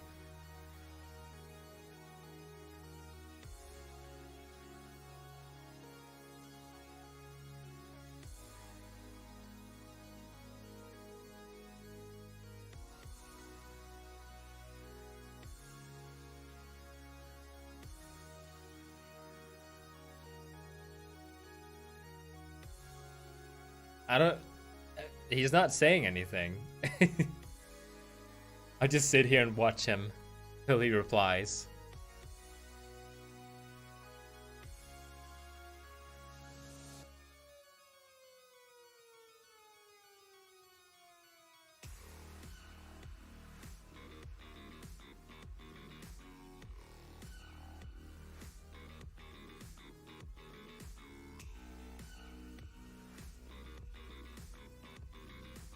May I have, please?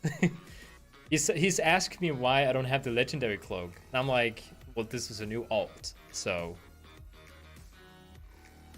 I'll keep staring at your back till I get a reply.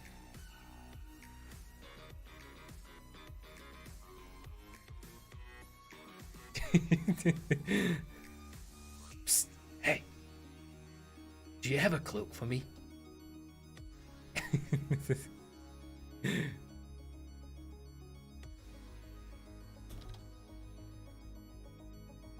No, he left. What?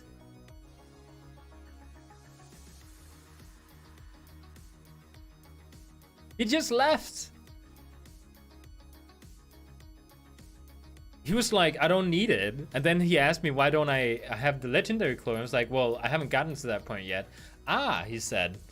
And then he left. What? Okay. Burst of Savagery. I don't even know what gore is, but I'll take it. Why do I have so few Azerite traits? Okay, well, it's high item level. Well, normally you don't kill the mobs. You kite the boss away from them. If you kill them, they explode and do minor damage. Ah. Okay, that's good to know. And high toxic. And you can get one shot if killing the mobs. Okay. I need to remember that. That's a good tactic. I don't know this one. I went from having a lot of Azerite traits to having barely any. Okay, get out of here. I'm having so much fun with tanking at the moment. I never thought I would say that sentence, but I'm having a lot of fun with it. Okay, so Waycrest Manor, Tolda Gore, Underrot we can do. Temple of Sethralis. I'm not gonna do Siege of Borealis or Motherlode. Like, those are not an option. I'll do these. Oh, there we go. Gore is a passive ability for Guardian. Oh. See, I've never played Guardian, so I don't know. But you're right. Thrashwipe, Moonfire, and Maul have a 15% chance to Aha. Awesome. Okay, this way. People always pull these. I might as well just kill them. The healer isn't here yet. That's awesome to know. He's oh, he just changed spec. Okay, so he's low on mana. Okay, well, we have some overpowered people in here, so that's fine. He's overpowered, he's overpowered, he's decent, he's overpowered. Yeah. We can just, like, run through this. There's no need to heavily focus on strategies. Am I enjoying playing a bear? I love it. This is the first tank in the game that I feel comfortable tanking with. Death Knight I might be comfortable with too, since I have a feeling that it's, you know, kind of easy. I just feel like Druid has so few things you need to focus on. Like, you have literally 3 attack buttons and 2 main defensive buttons, and then 2, like, okay, things are going like really bad buttons. That's what you have, and it's so easy to just sort of, you know, keep track of. We just let's just do it. Aha, taking risks here. You know what the best thing about the bear is? I love the colors. I'm really liking playing a druid, as long as it's a Kultirian druid. I love playing the other druids as well, but the fantasy behind the class changes on druid. Okay, this guy. Is it my deadly boss mod that is changing the skull icon automatically? I think it is. Actually, Paladin is the one other class that I feel comfortable tanking with. But I wasn't at a point yet where I was actually comfortable doing tanking. The whole reason that I can tank now without issues, like, I don't have any sort of like, oh crap feeling going into these dungeons here. And the reason for that is I actually tanked while leveling this character. So, you know, because I've done these in like, you know, lower level dungeons where it's sort of okay to mess up from time to time, I didn't feel as much of a pressure. So this is much better for practicing. Now I've gotten to BFA, and it's kind of the same. Like, there's no difference between low level and high level tanking, in my opinion, so far.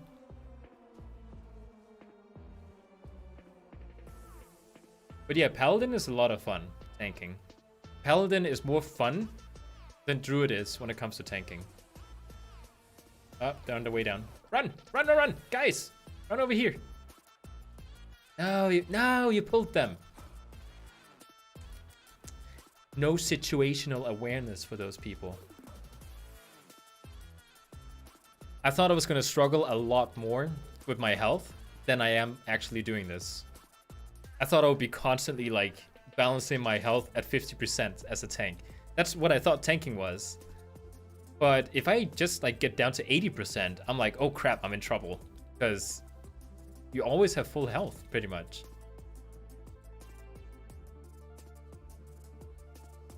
I should try tanking Mythic plus keys. See, that's where I think things will, like, really take a turn and get more difficult.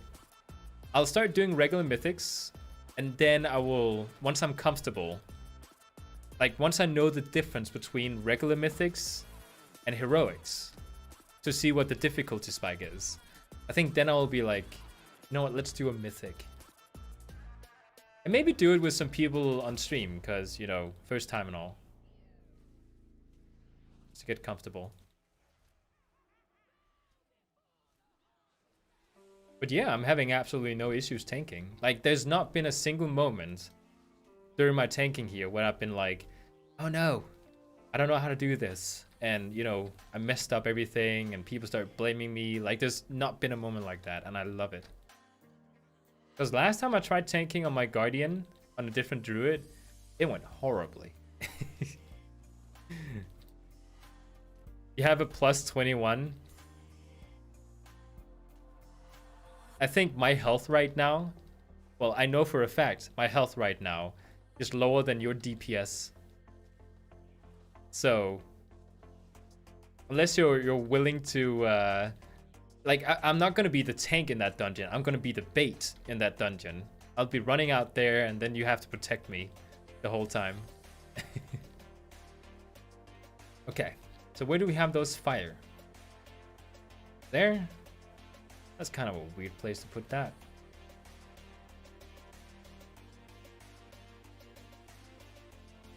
I hate when they put it at the edge.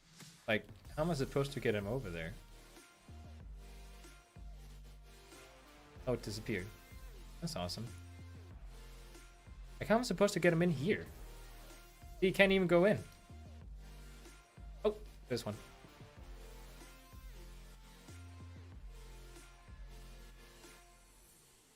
Arborists don't move? Wait, what? What? Why have I never noticed those before?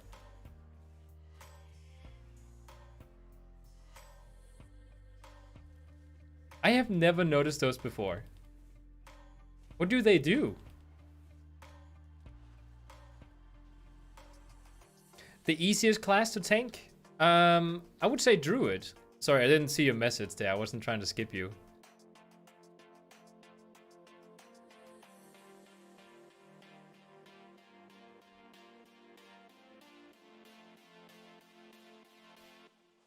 The most fun tank would be Paladin.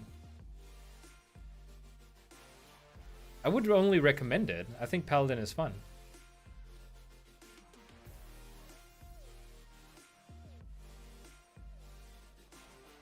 Feels like you have some real weight behind the Paladin's abilities. Druid is more because it's probably the most simple tank in the game. That's why I enjoy playing it. It all depends on, do you like a more difficult rotation? Like, is that what excites you? Or do you find it exciting to, you know, try and get a situational awareness and not having to focus on your rotation? Like, that's the two different playstyles you mostly see in different classes. Like Warrior is about having a simple rotation that gives you more of a, like, more focus on the situation at hand. Whereas something like a Feral Druid is like, okay, you gotta focus on a technical rotation. Which can, you know, get to the point where it's so easy that it becomes like playing a warrior. Like, you don't even think about rotation anymore. No! Oh, crap.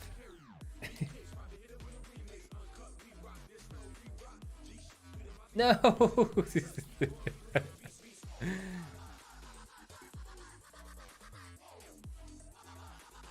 Oh no, I just made my first major screw up as a tank. Oh no.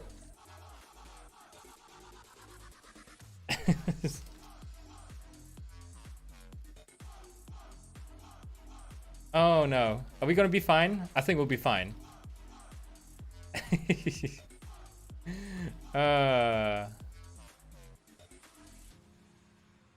Okay, I'll use some of my defensive cooldowns now. This is what you will call an oh crap moment, by the way. This is where you start focusing on your defensive cooldowns. Crap.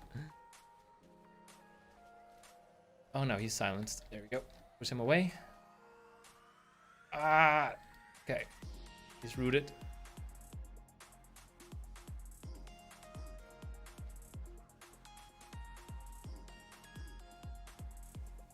I didn't know that I was... Oh. Wait, okay, hold on. You're trying to trade me.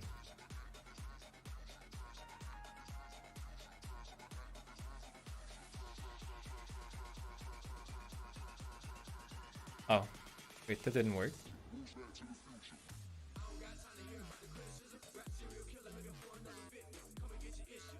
Well, we're doing fine. This is like how it would actually be. Right? I mean, they're not attacking the servants at all.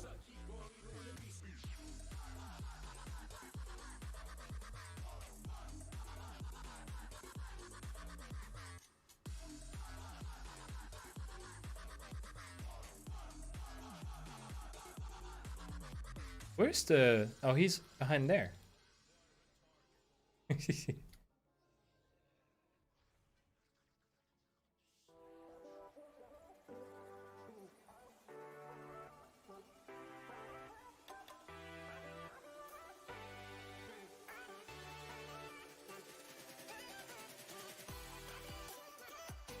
Is he trading it?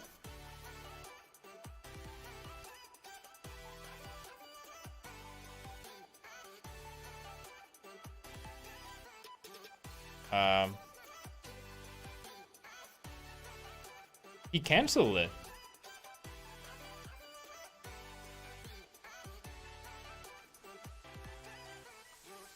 He canceled it. Is he punishing me for doing a screw up?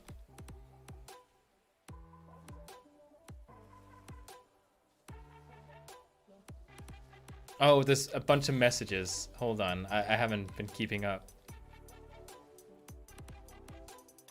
Is it because it's... No, it's not soulbound, because he did actually manage to, like, trade it in.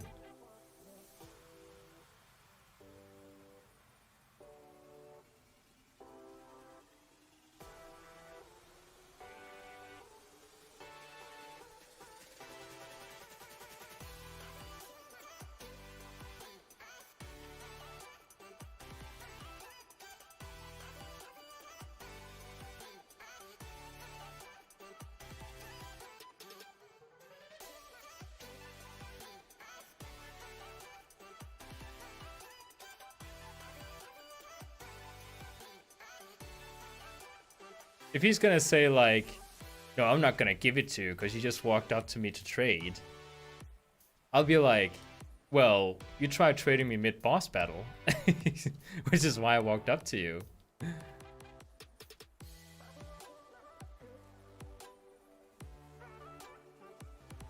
we go. Oh.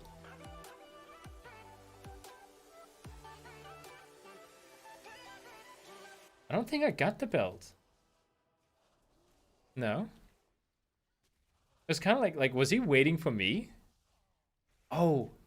Oh, there he is.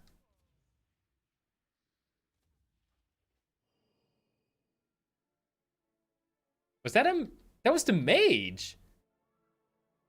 Oh, he accidentally traded the mage instead. Interesting. Huh.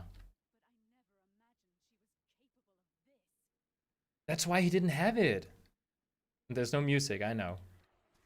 Apparently, I didn't load up enough songs.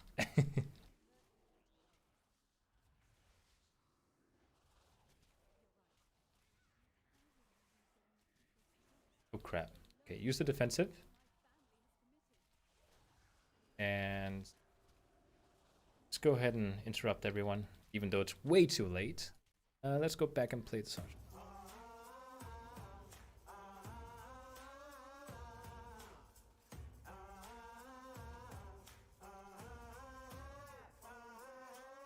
Ooh.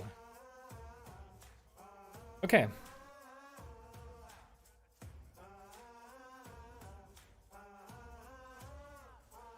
Also, there's no need to take the boss into the fire just for nothing. Usually when you feel he starts hitting you really hard. Oh. I thought you just had to keep putting him in fire. As in, like, a type of interruption. Rip. I think DK is a lot of fun. With Twilight Devastation, it's the top DPS and heal charge as a tank.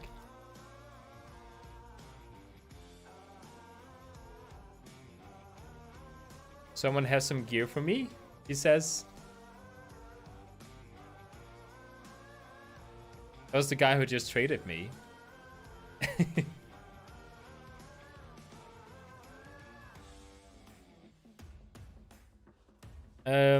I think DK can be fun too. Like, I will have to try it out at some point.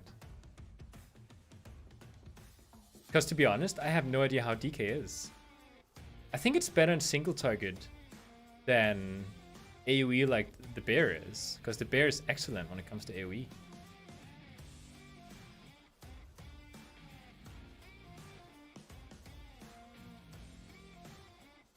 But then again, I'm no tanking expert, so I don't really know.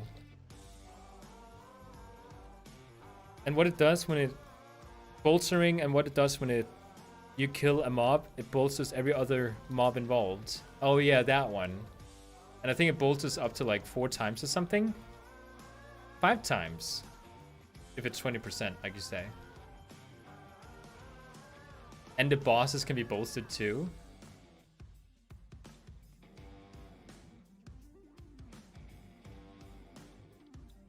Oh, a stacking buff.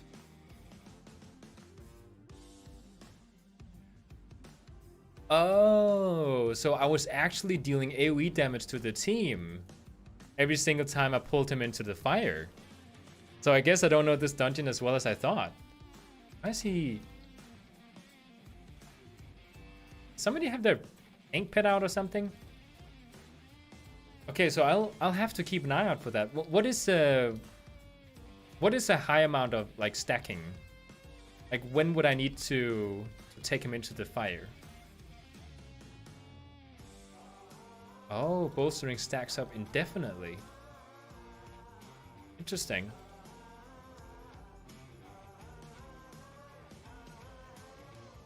Okay, the mage is definitely being taunted there. Come on.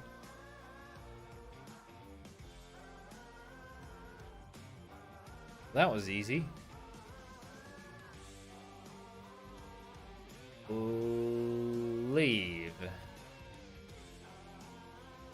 Getting a lot of gear. That's good. Ah, I'm missing so many Azerite traits for high item level. I'm getting all this like really bad things here. Because this one had... Well, it wasn't too good. This one had layered main, which is really good. Okay, this one still has it, so that's fine.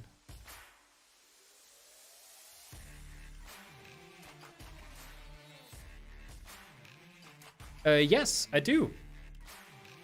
Oh, okay. I'll just let the add-on do the thing for me then.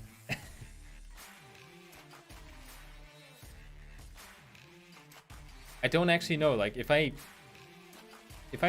load up my guide here, let me just see if it tells me. Waycris Manor. Okay, so my guide says... Be prepared to use damage mitigation for Crush. Watch for wildfire patches on the ground caused by lightning strikes. Moving the soulbound Goliath into wildfire will reduce the damage increase from Soul Harvest.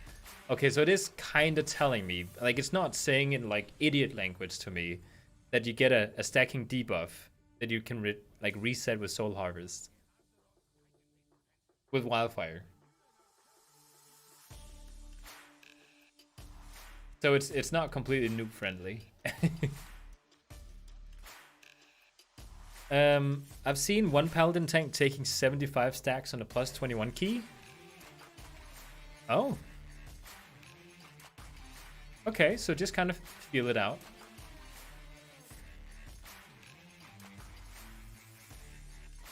Is it something about when you do visions that it scales according to whether you're a tank or a healer? So I could go into visions and do them just as well as a DPS. That's what I've heard, because of how it scales according to your spec and item level. Okay, so go to Uldum. Go for the next one.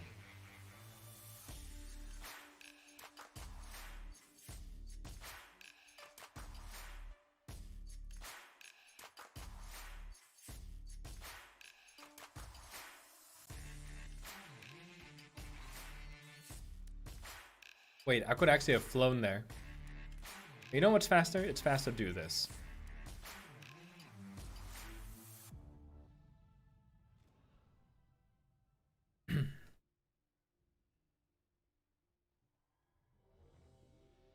Freehold? I was kind of hoping for a dungeon I hadn't done yet. See, that's how comfortable I'm getting with tanking. Actually hoping for dungeons that I haven't done yet. Just closer. Come on. Here.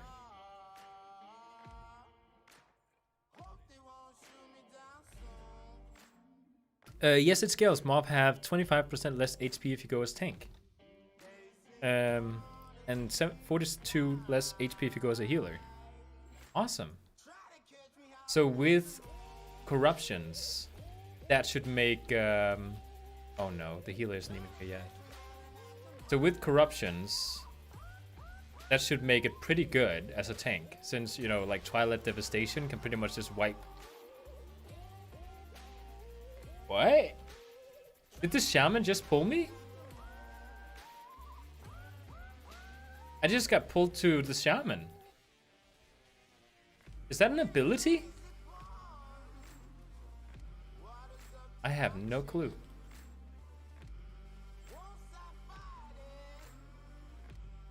Okay, come on. Guys, get over here. Even Hunter is fast already. He can get here as fast as he wants.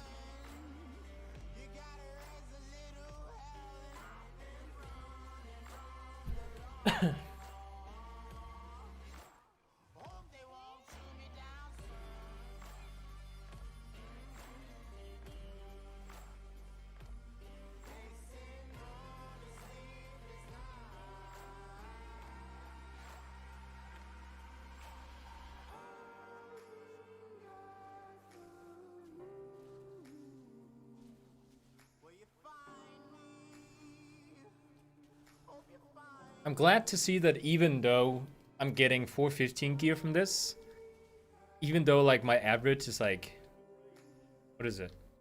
380. I'm still perfectly capable of doing these. It means I must be doing something right. I'm not struggling. Or people around me are just like overgeared or something. Okay, so we've got 120s, we got 120s, yeah. This is not gonna be an issue. Yes, I prefer doing it as Holy Paladin because Twilight procs very badly for me. But yeah, generally the tanks put on Twilight Devastation for visions. I would love trying to be a tank and having Twilight Devastation before it goes away. Because I have hated Corruption. I would love to actually try it out. Because I feel like Corruptions are awesome for tanks. Because they can deal super high damage. Ah, bad. I don't want to get a cloak from this. Wait, what did people get? Well, the guy got a cloak. So, something I'm interested in. But I think somebody...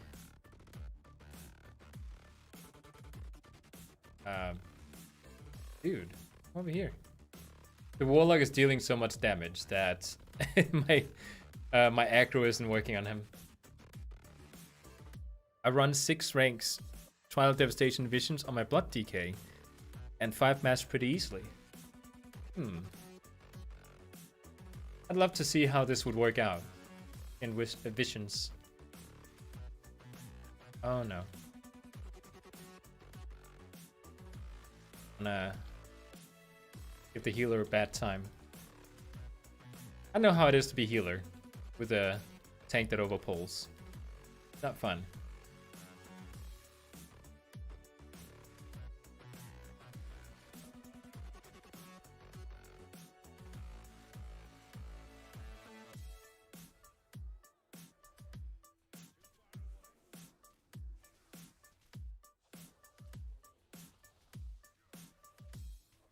There's a guy talking about blood decays.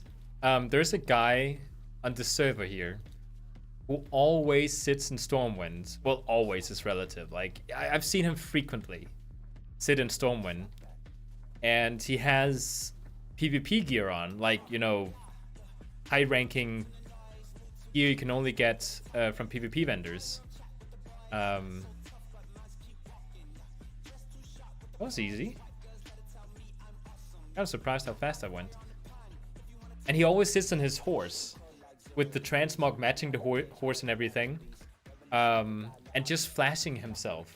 Like, he just stands next to the auction house. Like, he's a knight that people needs to come and admire. I think that's so funny.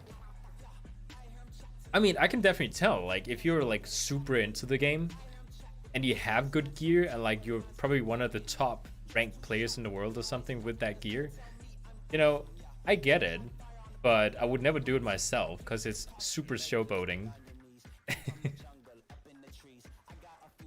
Forgot what his name is. I've seen him, like, I've seen that, I think, 5 times. Just sitting there. So whenever he's not doing high mythic dungeons or something, or raids, or PvP, or whatever he's doing, he's just sitting there.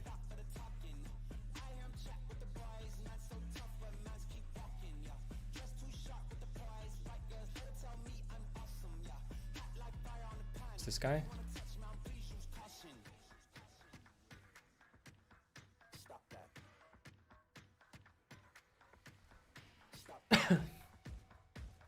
Oh no.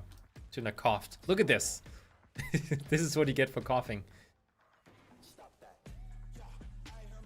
So you're playing on the biggest RP server in EU, so that is true. Like, don't get me wrong. I'm not complaining that he's sitting there. It's just one of those, like, it's like a fun experience to see someone sit on the horse. Just for other people to go up and inspect him. It's like a big ego. But it's also kind of cool. It's one of the reasons why I like being on this server. It has good haste.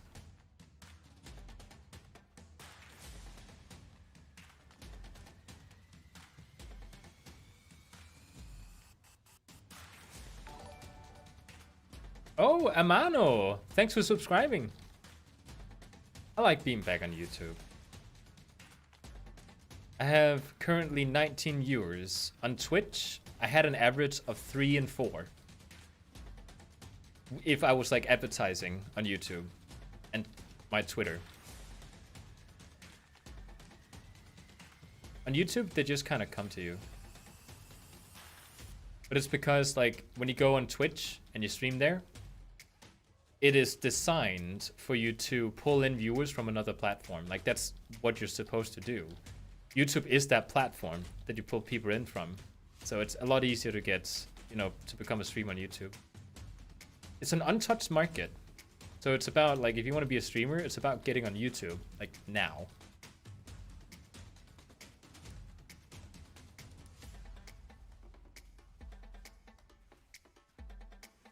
Just pull in with us.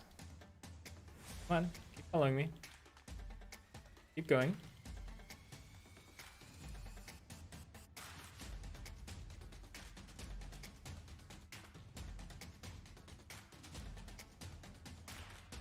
Awesome. I love how the bear's sitting.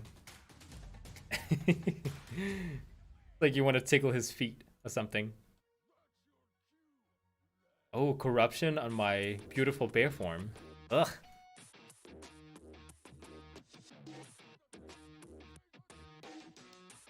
I keep considering playing the blue bear form, but then I look at it and I'm like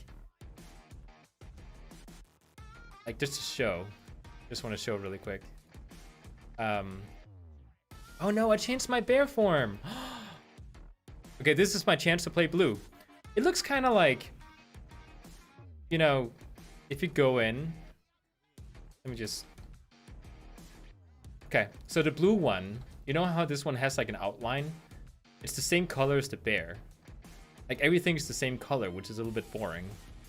But the pink one has a different color pattern on itself. And also different color outline, which makes it a lot more interesting. I'll definitely go back to the pink form after this, because this is, it's a cool color, but it's just not really, just not really pro.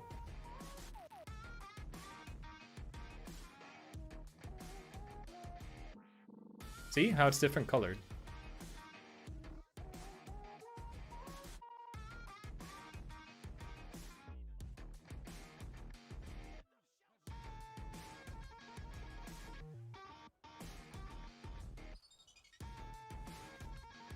And another thing, it also has prestige that I haven't earned. Look at me. I'm Mythic here. I've done 115 in my life. That I got carried through. It is actually... Okay, so because I'm using this form, it is my goal at some point to do a plus 15. To earn my right to have this color. That's what I'm aiming for. Hopefully I'll get there with my tank.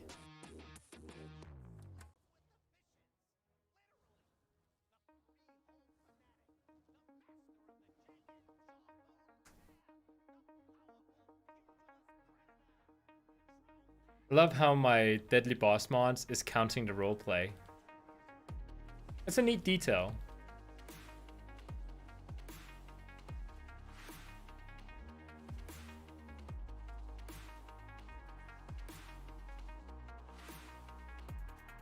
Can't wait for Shadowlands. I've actually not looked into what kind of changes Guardian has received. Maybe it's the exact same, who knows? Well, the people who has been, you know, kept himself in a loop about changes.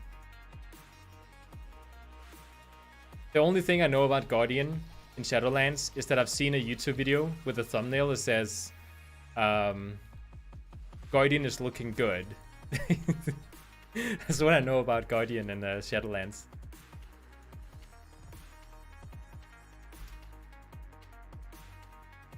Do you need this one, Demon Hunter? Because I would love it if I could have that one.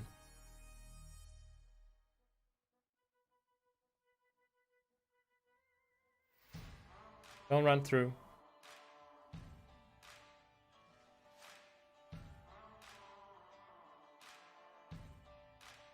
Good.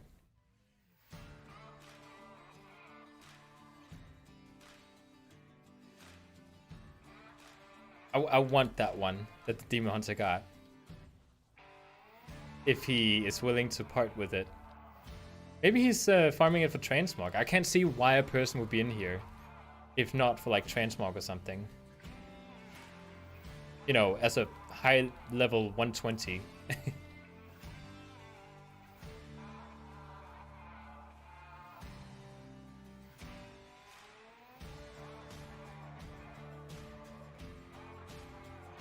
Guardian always looks good? Really? I think I remember one moment during BFA where people were like, ooh, Guardian.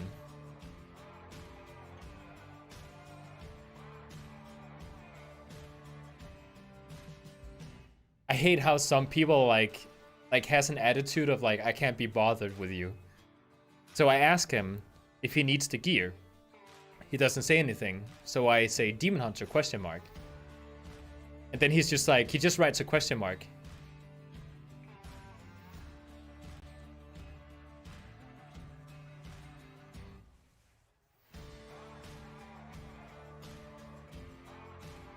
Ooh, he doesn't need it.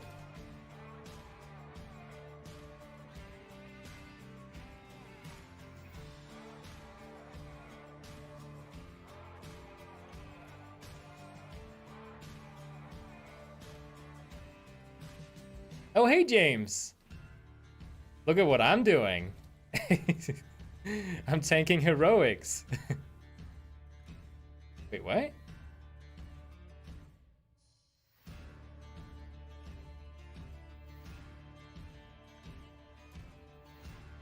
Awesome. Where is it?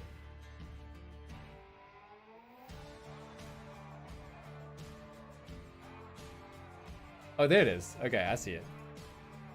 Big upgrade. I don't actually know what kind of stats to it. Oh, mastery. Ugh. I don't even know what stats I'm supposed to go for as a guardian. Probably not haste.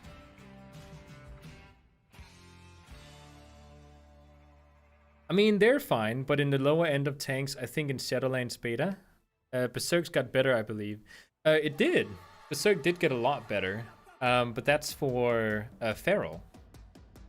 It's kind of looking like Incarnation now, because you have that talent that most people pick, because Incarnation is just so good. But now the regular Berserk looks more like it.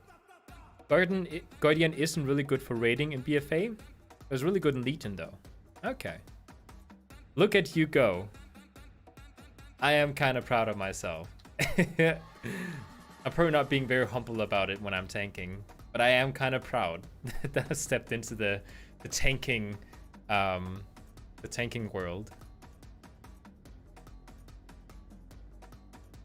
The thing about tanking or any sort of DPS spec or anything in the game is that the whole meta thing about like what are the best tanks and what are the worst tanks, and like a spec has to be incredibly bad for me to be like, oh, you know, then I don't want to play it. If I feel comfortable with a Guardian tank, I would rather play a Guardian tank that might not be considered good right now, you know, than playing, let's say, a Demon Hunter, which I don't feel comfortable playing, even though that might be the meta. So I will always pick whatever I'm comfortable with. I got Berserk back in Shadowlands as tank? Well, hello there. Awesome. Did you just pull Mage?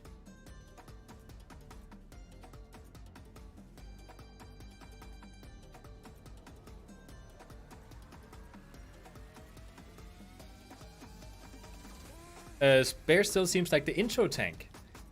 That's what I feel it is. It has few buttons you need to press. It is super simple. You literally have 3 damaging abilities. 2 of them you just gotta keep using on cooldown. You have 2, like right now, defensives that are constantly up.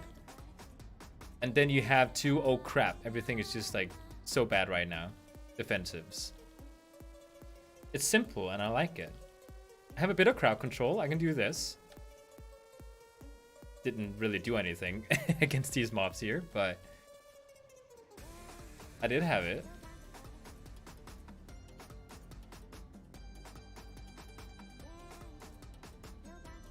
Down.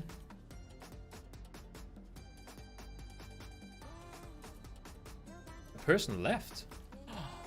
Oh.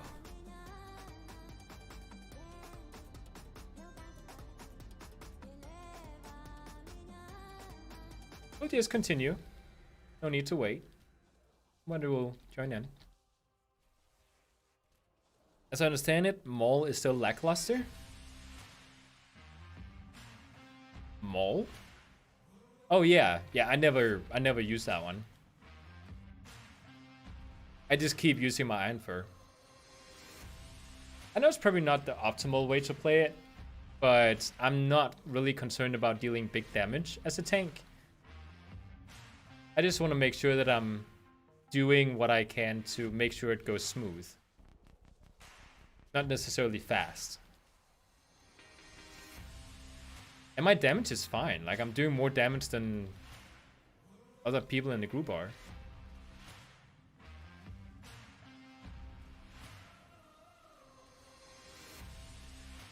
Let's just say pray that you're broken. Yeah, because then people only invite you in as a DPS.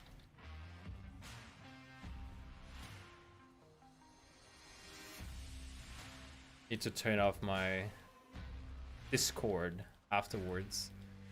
I don't want to get like a notification from people say, hey, got a boost ready.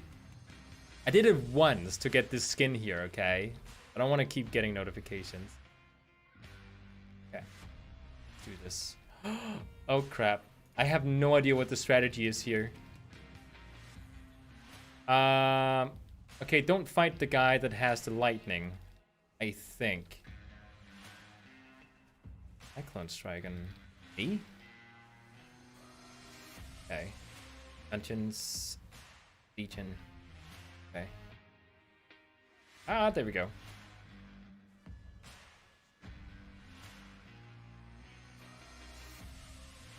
Okay. So what is the strategy here? This is what I was scared of.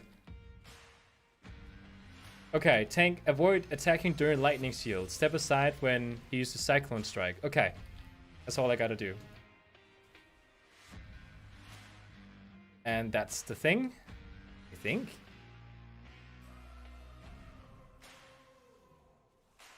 I don't know.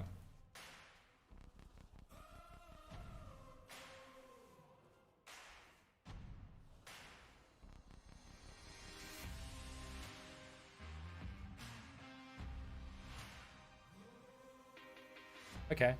That was fine. Even though I had no clue what to do, we did fine. Okay, so if the guy has the lightning shield on him, then don't hit him. Good. I think that's the basics of it. So the next guy pulls sand-crusted strikers out of the dust clouds.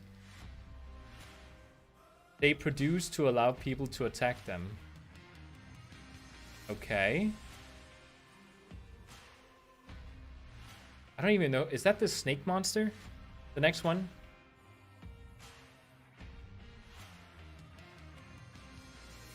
Probably.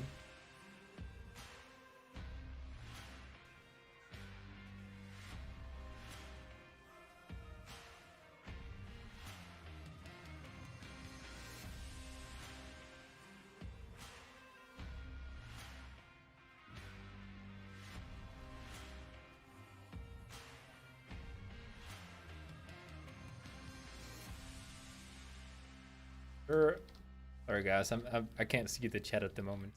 I see messages, but I can't read them. This is my first time tanking this particular dungeon ever, so I want to make sure that I don't mess it up. Okay. I think I'm doing fine so far. Just controlling the mobs. Got that one. I like how when you switch target using tap, it actually prioritizes the one you need to interrupt. Kinda neat.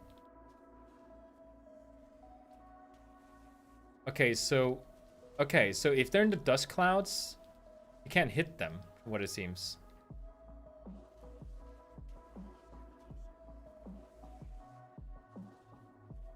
Who pulled those two?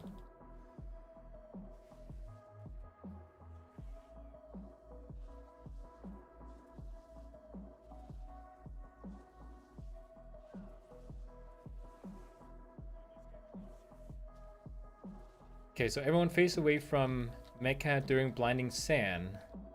Okay. That's another thing I need to avoid on the next boss. Oh, the next one is the snake. To this day, I still hate Disc Priest. I love playing it in World PvP. But it only works on like people who aren't too good. You won't be able to kill a Disc Priest, but the Disc Priest won't be able to kill you if you know what you're doing. And hey, Shadow Dova. I didn't even notice that was you. Just stepped right in and helped explain mechanics anonymously. And Alk is back. Okay, so I am not too sure what this dust cloud is. I'll have to keep an eye out for it. I think what I'm really like the thing that stresses me out here is the fact that you're supposed to know how these dungeons are, like, so far. Like, it's been so long. BFA is almost over. Of course, you need to know the strategies now. Okay, cleaned myself.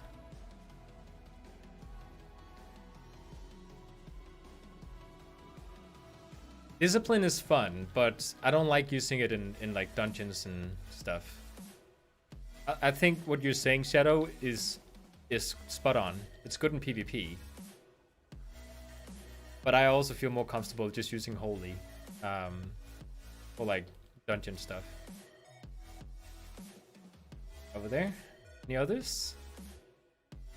Yeah, this guy.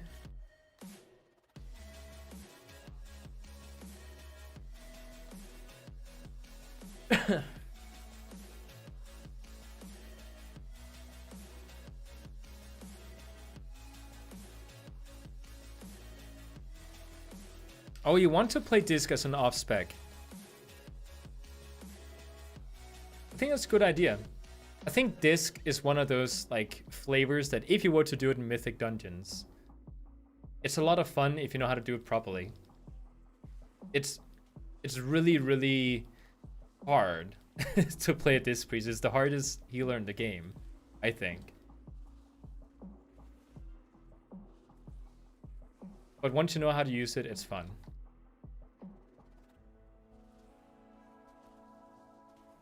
Snakes.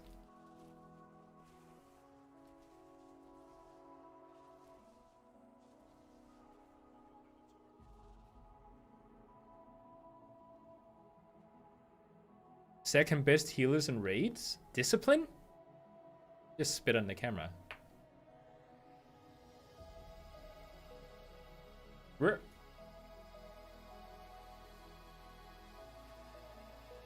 I mean, I did hear people talk about like they used them in raid healing, and I was always kind of curious about it because it seemed like an odd thing.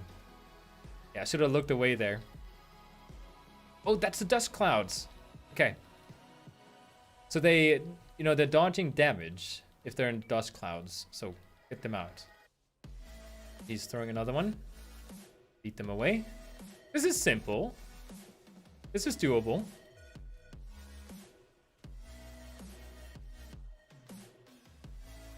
Yeah, this is easy.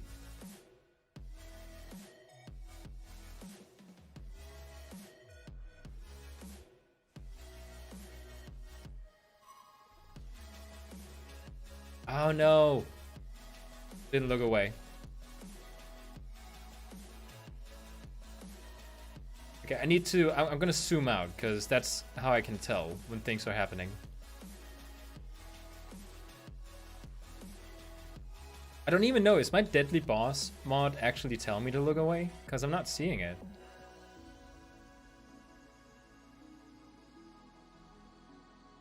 Oh, yeah, there we go. Got a monk, shaman, and a druid healing. Yeah? All really good AoE classes.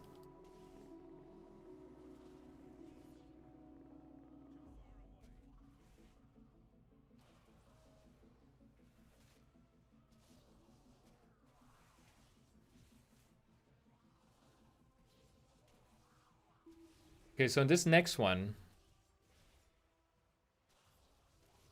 Okay, that's simple. So basically, I actually have the easiest strategy here. Going into the next boss. Because I just gotta be, like, simple. I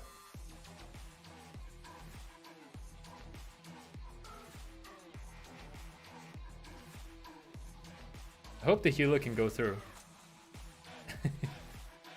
Okay, he's here.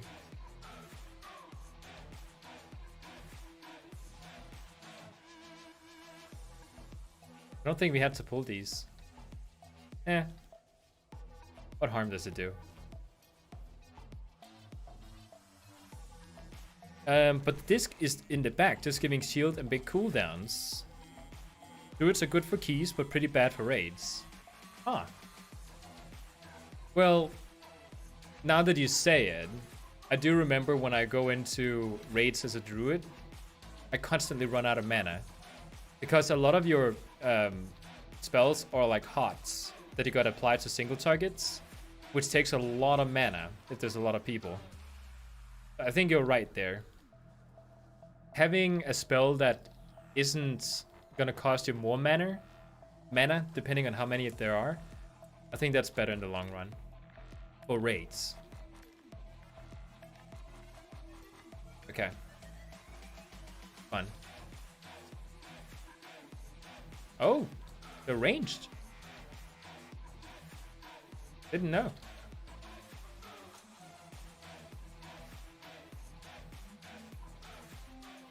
Yeah, that's true as a Holy Paladin.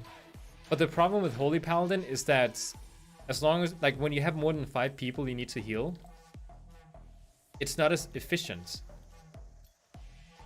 for AoE healing in raids.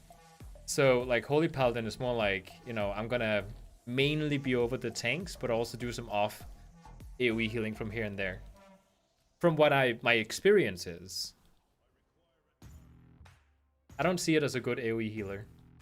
Like, it has that, you know, bone that it shoots out, but it's like super bad healing.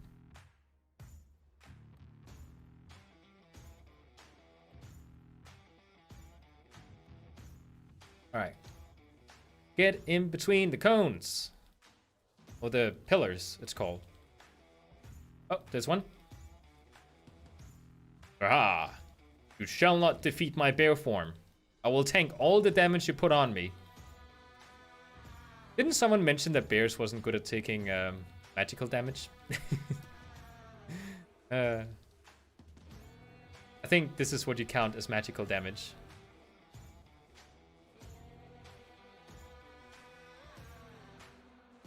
The Glimmer has 8... Oh, right, you have the Glimmer of Light thing.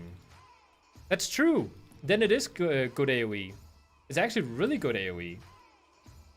Like, it takes a bit of time to build up, but once you've done so, it's really good. Ooh. Look at this thing. Awesome. It's probably not a good trinket, but you know what? My item level just increased.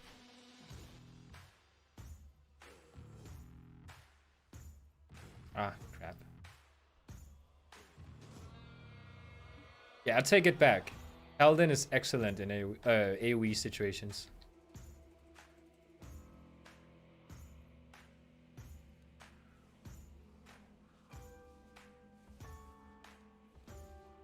Okay, so the next boss.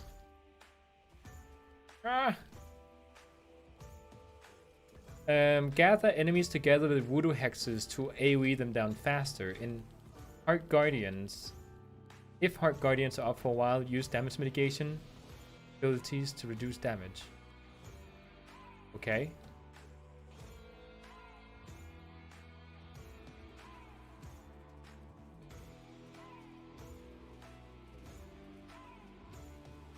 I didn't actually know there was a cap for the Glimmer of Light.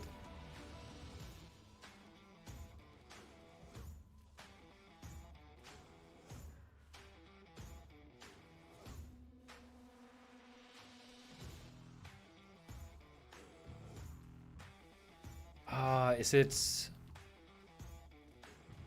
it's the shamans who are really good at carrying these things, I believe. Okay. I don't think my job is to carry. Crap. No! Take it! Take it! Take it! Take it!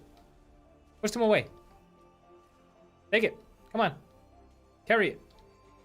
Guys, come on. No. Did we do it? No, it's there. The ball is in motion. Good, it's there.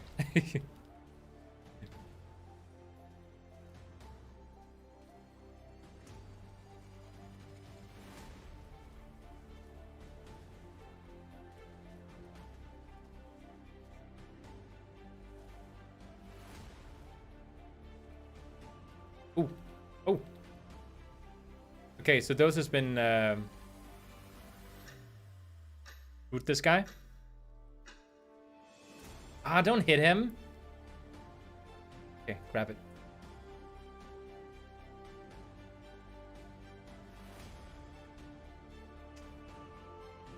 You can tell Toxic means a paladin. Why is he being toxic about it?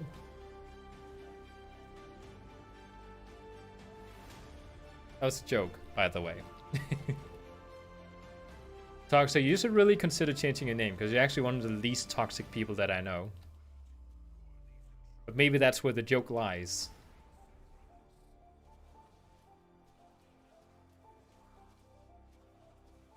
Just pull the next one. Okay, so rereading my strategy for the next boss. Tank. Oh. Gather enemies together with voodoo hexes to AoE them down faster. If Heart Guardians are up for a while, use damage mitigation to reduce damage. Okay, that's simple. So it's the DPS's job to kill the Guardian things. And if they don't do it fast enough, I need to start worrying about it.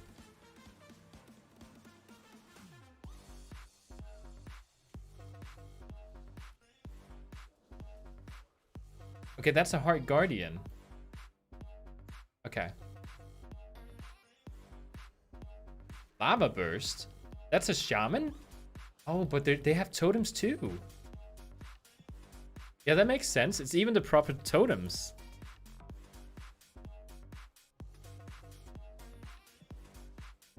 Okay. This one. But these are the voodoo hexes that I gotta get all the mobs and just like pile them up so we can AoE them down.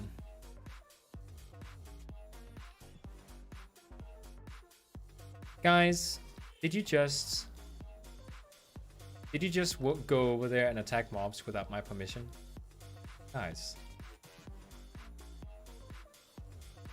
An Orb Guardian. No, that's not a Heart Guardian.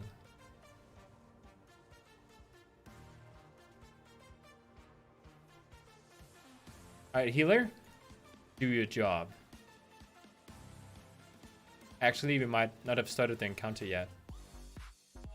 I don't know. Yeah, now we started. Oh, we were starting. Okay. Stack mobs. Grab all of them. Well, the one. Guys, over here.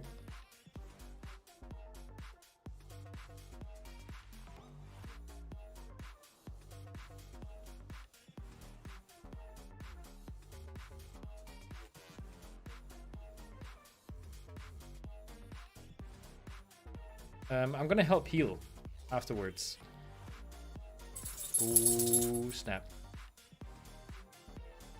Okay, heal.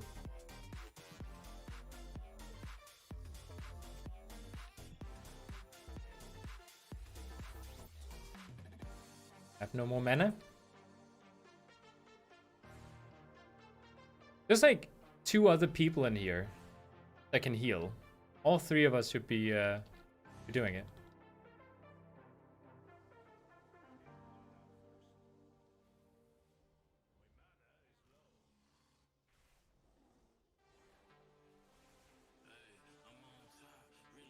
I think the paladin that was healing, it wasn't the healer. Okay. These are the enemies that we need to stack.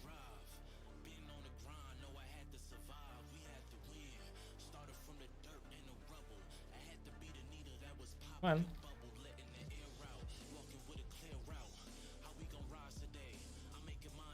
Kill the Guardian.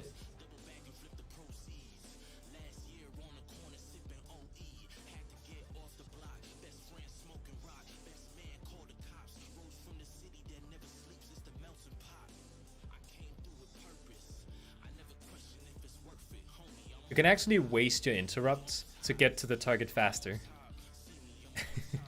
Just pointing it out. Okay, so now we heal. And it's healed.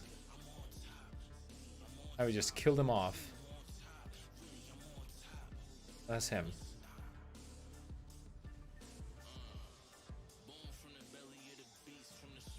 Guys, come on. Kill him faster.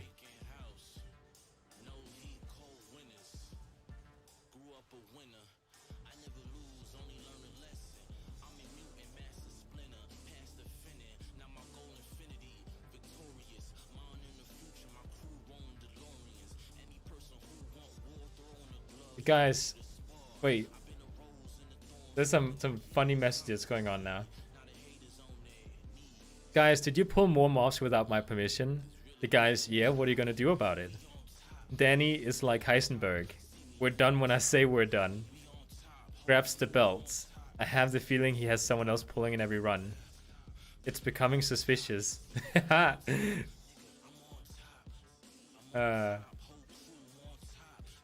Oh, so we're done? Okay. Did I? Yeah, I got a trinket. I did get something.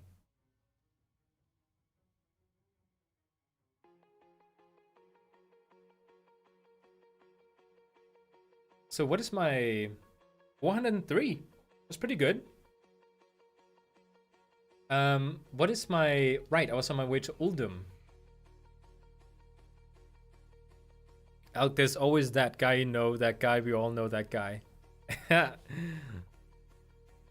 The guy that's acting like the tank when he's not. Done when you say we're done. Yeah.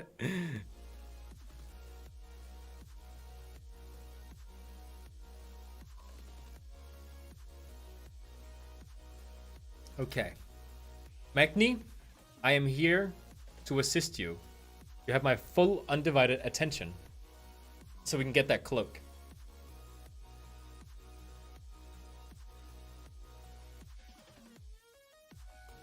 So glad my gear is like really quickly getting replaced.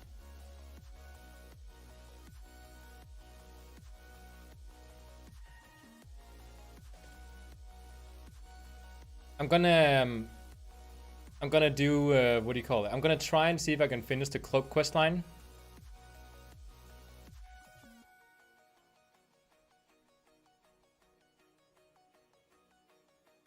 Whoops. Because I also have to think about when to end the stream. Oh, sure thing, Toxic.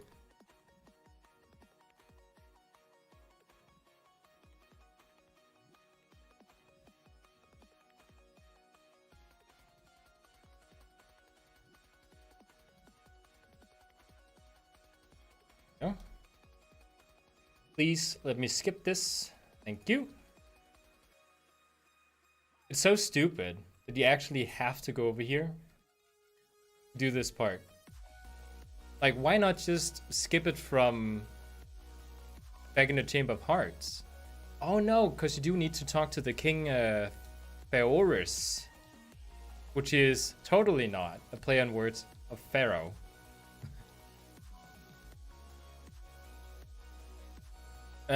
The tank, yeah, let's go slow, just pull groups of 5 and let the healer drink after 4 pulls. Do you want to convince me that all those quests are still relevant? These here? Well, yeah.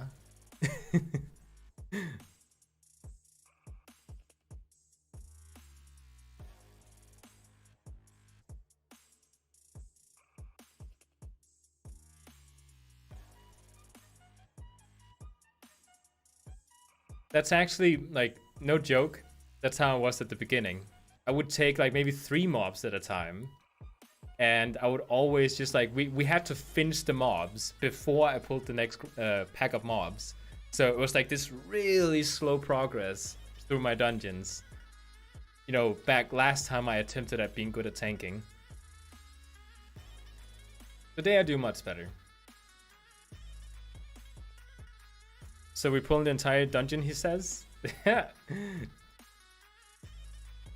reminds me of the one time when I was healing and the tank and one of the DPS were like buddies and they just ran through the dungeon in, I think it was just like a +7 or something. Well, just that's like high in my book. And I was not overgeared or anything. So he pulled half the dungeon. He just kept running. I couldn't heal him because he was running constantly, getting out of sight. And then when he had, I think, about 40 mobs on top of him and he died, him and his friends started blaming me, the healer, because I wasn't keeping them alive. And the other two DPS and me, we were just like, okay, this is just way too toxic. And we just left.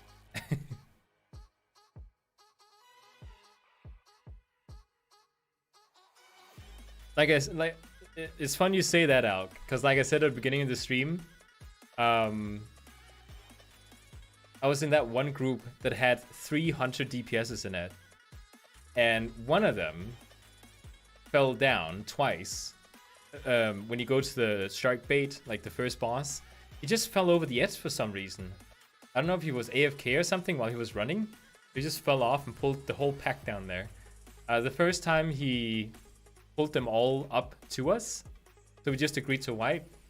The second time he just died down there, and then the mobs just ignored us for some reason. Oh, and the second time was a hunter pulling extra mobs. It was the other hunter pulling extra mobs on the way. And we were just kind of laughing about it. And then I pointed out in the chat that all the hunters had the same damage. The same damage, not low damage. I just said the same damage. I hadn't really pointed anything out before then. And one of the hunters got like super offended because I said they had the same damage. So I quickly told him that, well, I didn't say low, I said same. You actually have like really high damage, all of you.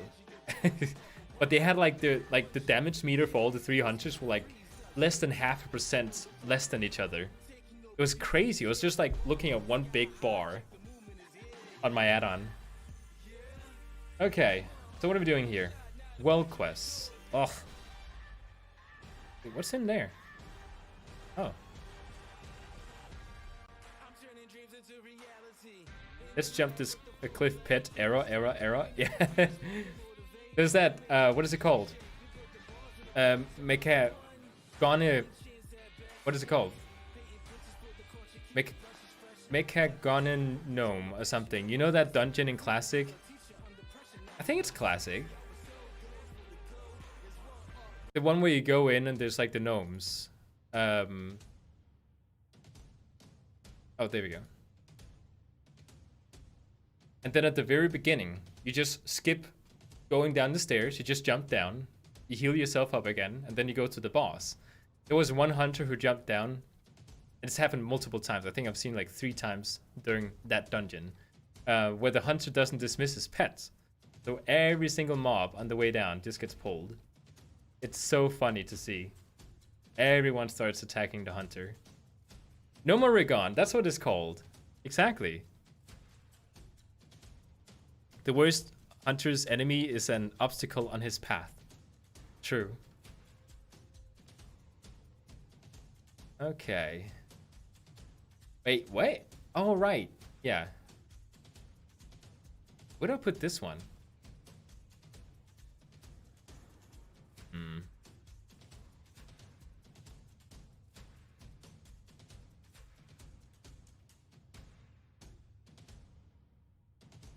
There's no place in my rotation. Everything is full.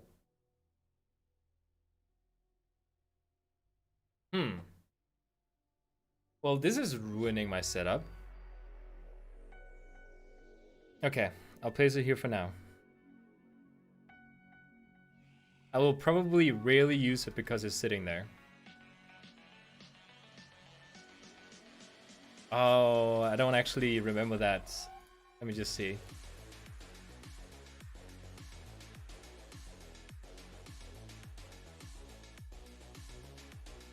Which one?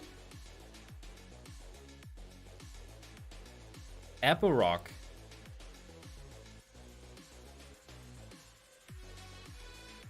The pet. Okay, I'm gonna go pull Sargeras, Nassau, Southang from the dead. Thrall. Carry your wallet, your girlfriend, boyfriend, your family, your PC. You know what I'm gonna pull. Even your will to live. You know, the thing is, pet AI is actually not as bad, I think. I actually think that the pet AI is good in the game. You just need to know when exactly it will act up or not, and then take precautions. Well, hey there. I think I'm super low item level for this location. I'm not supposed to be here yet. Doing fine.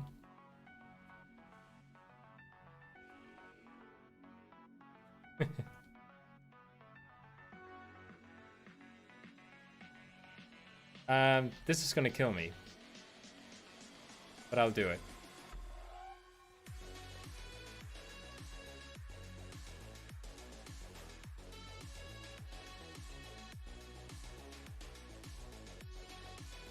They do physical damage on me. Come on.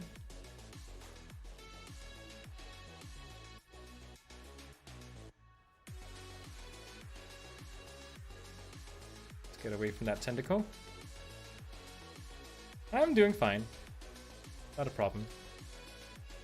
Yeah, and I mess up my rotation.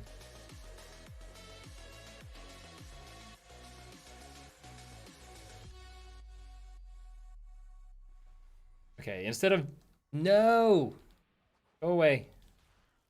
Instead of doing these little, like, petty things, I should probably do the world quests.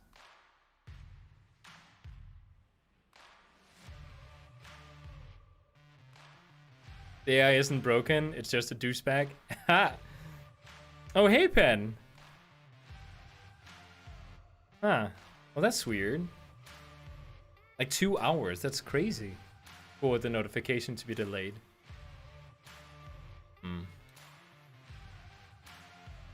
And dang it, Pen, you missed out on me being a pretty decent tank this whole time.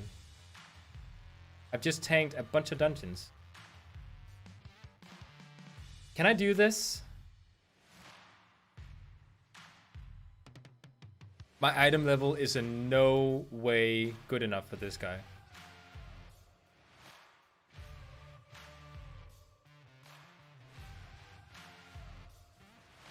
I had one hunter use barrage constantly. The very first time he used it, he pulled everything. Oh yeah, this is not gonna work.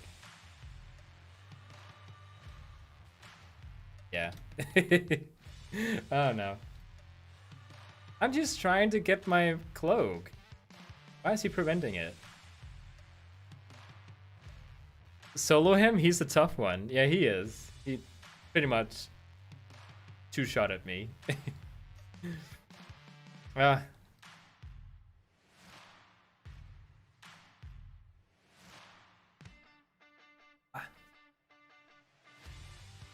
Hey, Frida. Oh, all the dogs are coming now. I did my part as the idiot. I retired. Oh. Hey, Basse. Are you here too? Hmm? Yeah, you guys soon have to go pee. Soon, okay?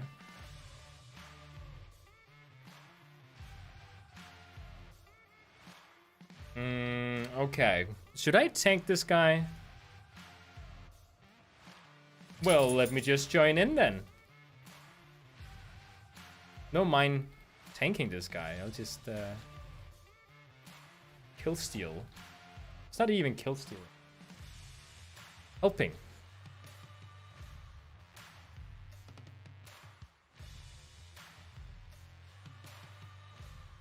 Ah no, my buff ran out.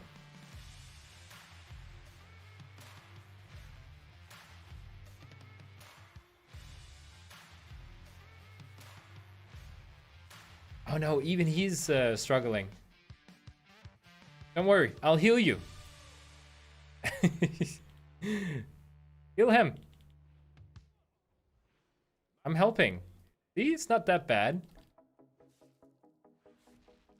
Should have gone healer.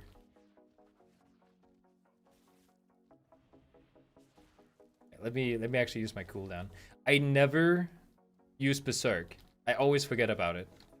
And it's so stupid. Because it's so good. At least, well, right now it's not good. But it will be in Shadowlands. According to the changes. Don't focus me, please. Ah, good. Ooh, Monk. Ah, Monk, you're great distance. Okay, it's fine.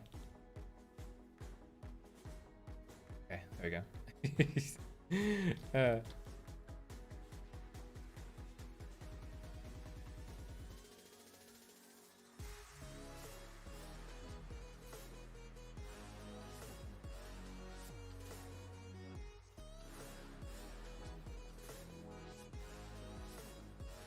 We got this. No problem. Wait, can I put thorns on this guy?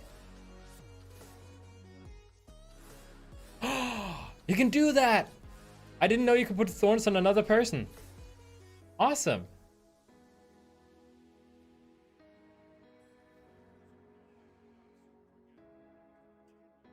Like our dog was sterile or whatever it's called because I live in a house and the dog lives outside and there's some mails coming to her from neighbors or something. Or so many mails coming to her from some neighbors or something. Well, that's good. He's getting some attention. Mythic Nasoth in 1 hour. I'm probably doing him until the pre-pet comes out. Or until we kill him. Oh, awesome. Good luck with it. Well, I mean, I always have to come outside to get the dogs to come away. But they keep coming back. Wait, what? Oh, I thought you meant like, okay, that's me being an idiot. When you said males, I thought you meant like dudes, like guys, humans. Well, that's not good.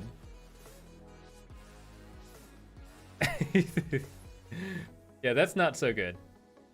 Wait, I want to join in. I want to join in. The same guy. Okay, I'm gonna put thorns on you. That seems useful.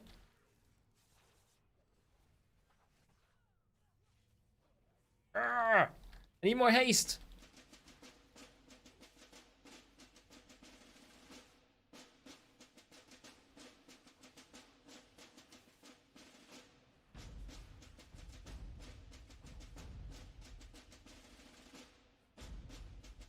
Come on. Hit it faster.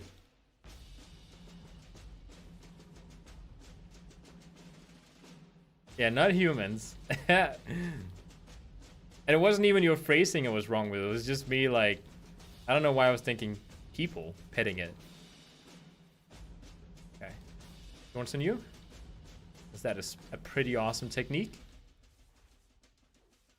Some of my favorite spells in the entire game is Karma, Thorns. Oh, there's another one that's like pretty similar. Oh, Shamans. They have a totem. The Shaman's totem is like my favorite one. And then Thorns is my next one. Like Thorns actually make sure enemies not attack you because they can see it on you. But it's so easy to hide away a totem. What is this drum music? Is that bullying you? Oh, there's a bunch of messages. Toxic just flexing them with Mythic Nasoth. With the mounts, you mean? But yeah, Nasoth and Mythic isn't very fun because, you know, it takes 1 or 2 months on average to kill him. We'll be exceeding a lockout every week.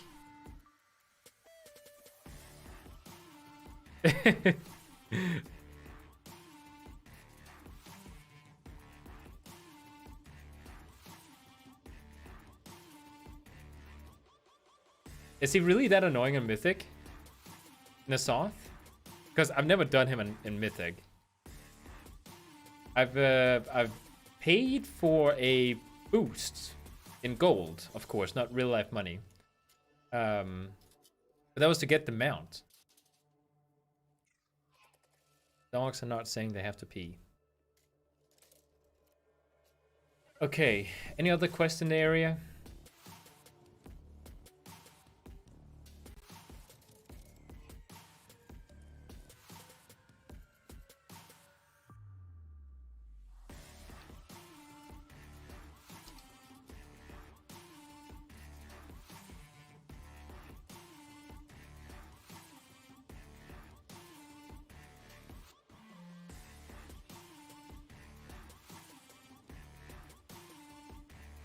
Okay, so my add-on isn't really telling me anything. Ah, I don't have it turned on. So I can only see what, whenever there's a world quest on the minimap. Which is annoying. Let's zoom out. Letting me. It's the final boss of the expansion. It's not an easy boss for sure. It takes like 300 pulls to kill him. Oh. I'm already giving up. Just hearing that. No, I bought the boost on heroic.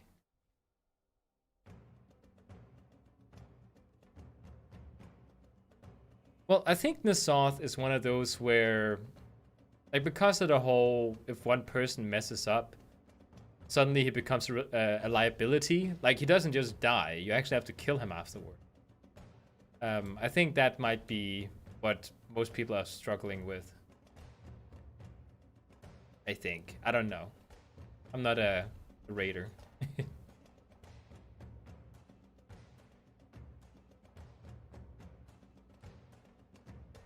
Is that a world quest? No. That's just a rare. It's not even showing my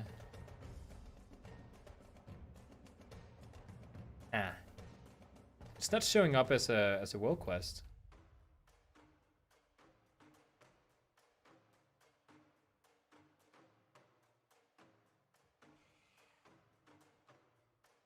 Wait. That guy?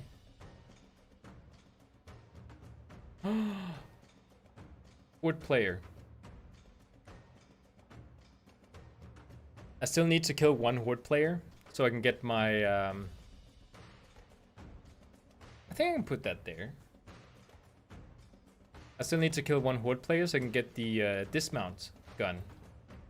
Oh, which reminds me, I bought the swap blaster because of reasons.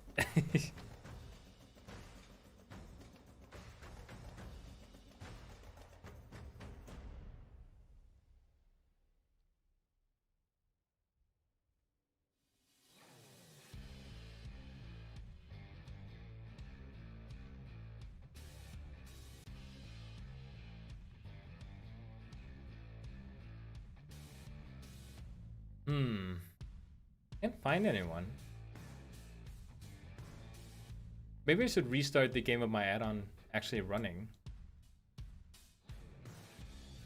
Okay, I'll do that. I'll restart the game of my add-on running. Just quit Discord. Cygor probably wants an add-on update, not add-on. Yeah, there we go.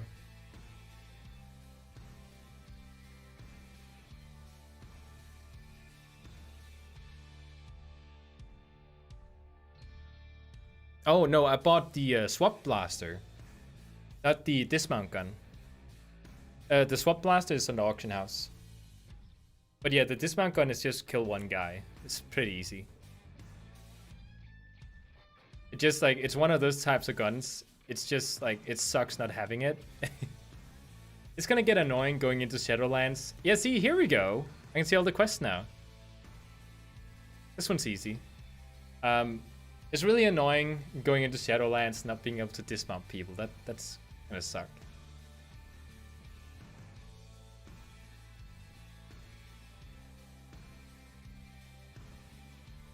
After Ludwig showed me the swap blaster, I'm gonna...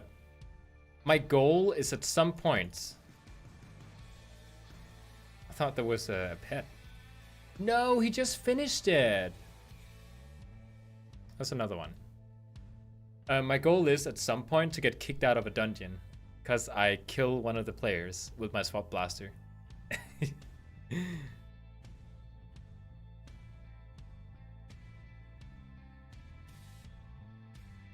Oh, sure. Have fun at your job.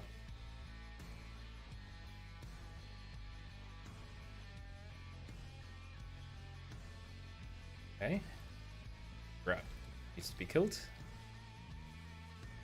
Feral Druid is one of the only specs in the game that I can play without looking down on my spells all the time. Like, I know where every single button is. I love it. Whenever I play a rogue, I keep misclicking because I play like my girl.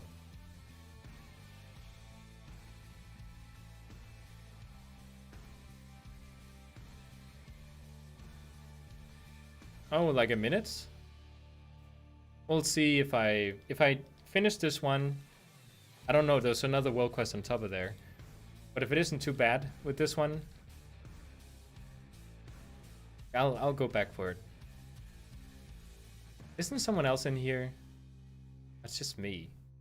That's gonna take a long time. I'm out of range. I love the way they talk, the Kultirans. I don't know how the females talk. Okay, one more. Spirit Drinker, what is that? Oh, is that with like an NPC running around do you have to kill? Yeah, let's go back.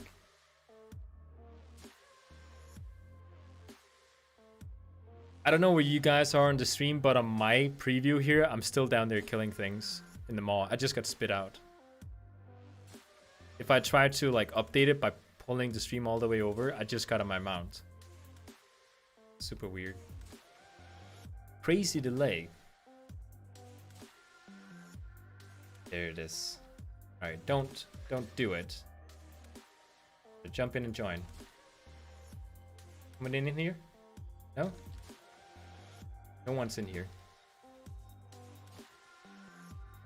It's good.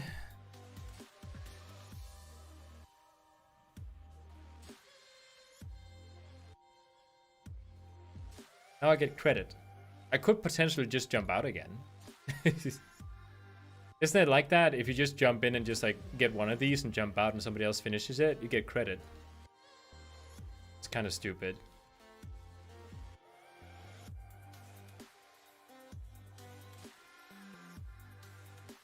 Huh?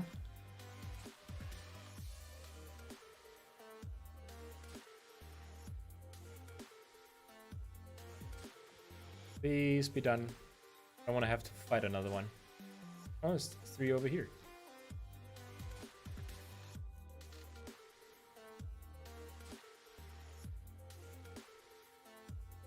Ah.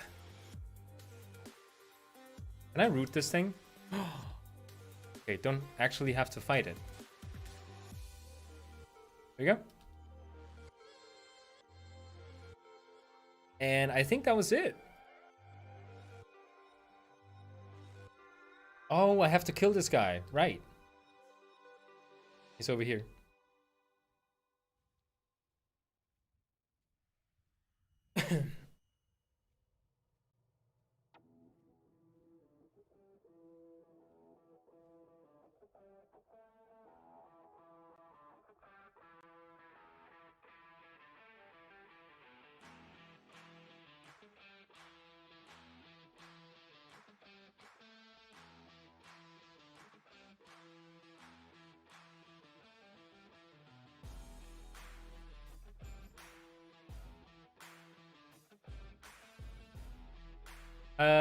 In 30 minutes, I'll be ending the stream, just FYI.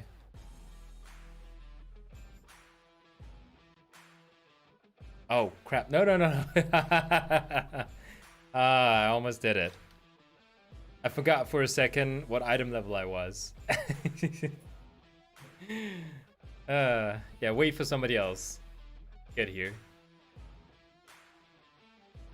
You guys have to go pee pretty soon. Because we've been here for like 5 hours. Oh,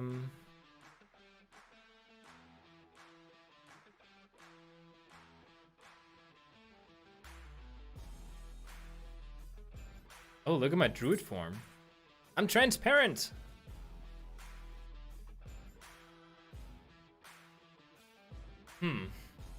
If I deactivated PvP mode, there would be somebody here.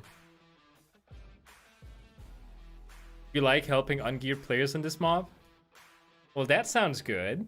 Is that an invite to join?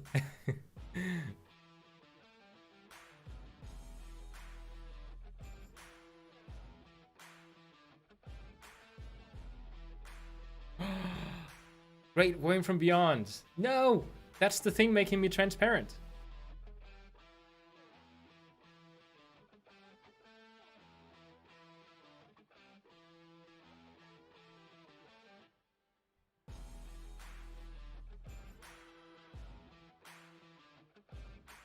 I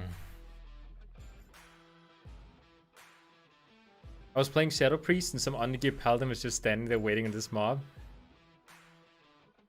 It does feel good. Ah, darn it. Why don't you play Alliance? Ah, I know why. You want to challenge yourself. You want to be in the losing team. And try and be like, you like the most struggle. I think it is. I can see how that is something some people like. Being on the struggling team.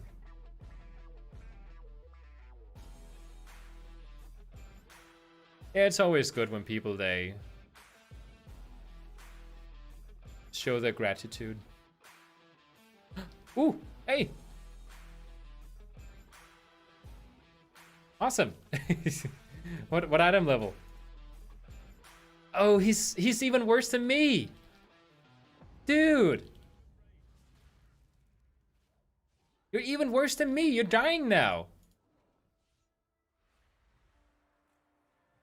Okay, I'll keep him alive. Why did you just jump in?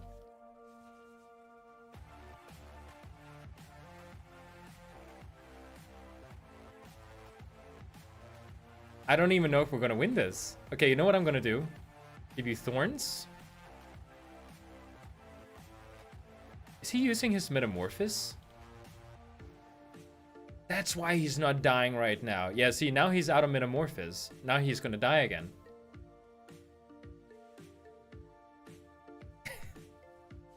Oh, no. Ah, crap. Can you jump over these? I mean, I'm gonna do so. Dude. I mean, I have combat res. If you go in a group together, I can combat res.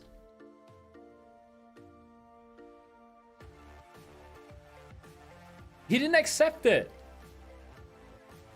Is he not interested in getting healed? It is so much easier for me to heal him. Like, I can literally just mouse over if he's in a group with me.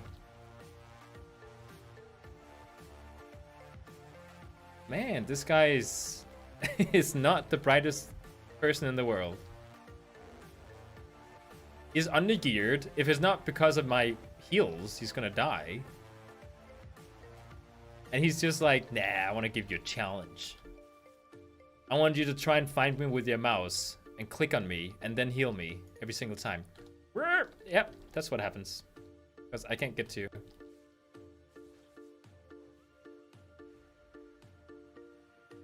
I don't even know. Did that work? No.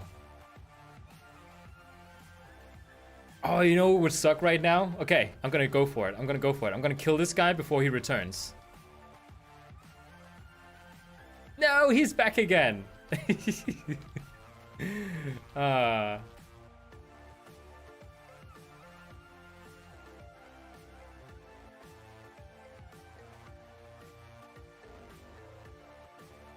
have all my characters, friends, and guild on the Horde. Because most people are playing Horde these days. There's no point for me to play Alliance until the end of the expansion. Yes, most are playing Horde, Danny.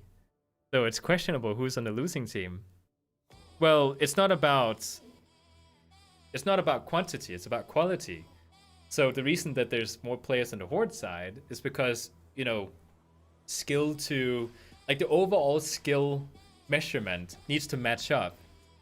So if you have all these extremely good players in the Alliance and you have these bad players in Horde, you need a lot more Horde players for it to even out. It's like a scale, you know. It's fine, he's a demon hunter, he can heal himself until he died. Aha!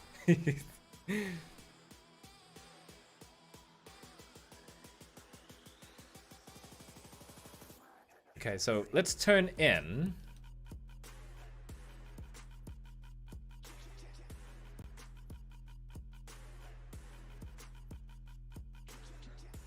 Okay, the dogs are not saying they have to go pee. I don't know if they have to pee. They usually, like, tell me if they need to go. Well, in terms of PB, most are playing on the Horde. You know, I'm just kidding. I just want to point out, I'm just kidding. I would actually say, like, if we had to be like completely honest here, there's probably a lot better players in PvP on the Horde side, and when it comes to PvE, I think it's somewhat like evened out. So if you love doing PvP, you should probably go on the Horde side. Unless you like challenging yourself, then you do need to go on the Alliance side, because, you know, good players on the Horde side, and there's a lot more PvP players on the Horde side. So open world PvP is probably a better thing if you want to play Alliance, because then there's actually players to kill. If we had to be honest here. Oh, look at this guy. Well, he's a tank, so that doesn't count. Okay.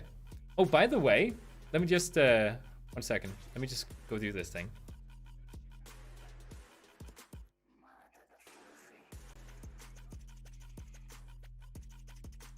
I finally got a good outfit for this axe here. I love this axe. I look like an executioner.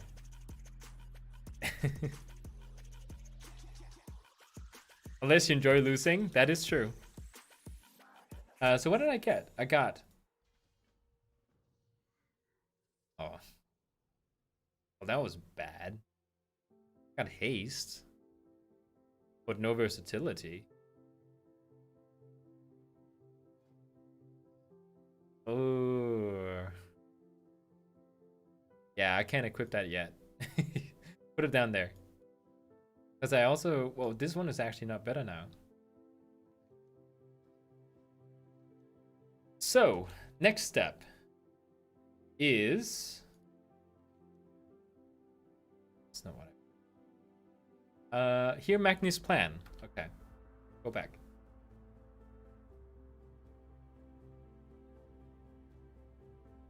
Like, if you remember Correct's Revenge, oh, that was so bad for the Alliance. We just kept losing. I swear, 1 out of 10 times, the Alliance would win. The rest of the times, we just lost. That battleground was so unbalanced. Alliance was losing like 95% of the time there. Exactly.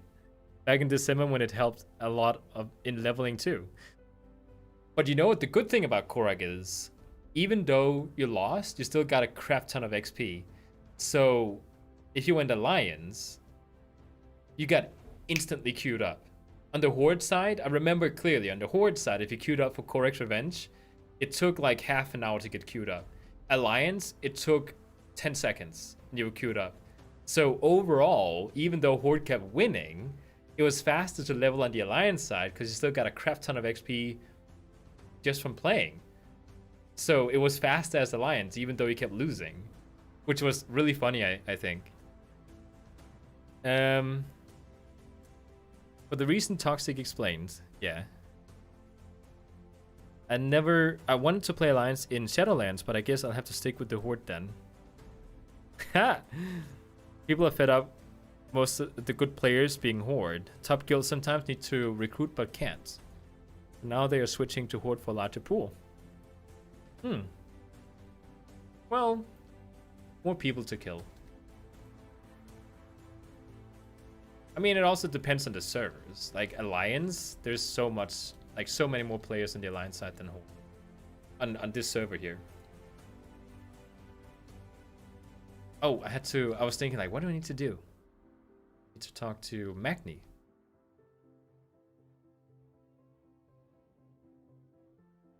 That's why I was playing Battlegrounds on the Alliance side?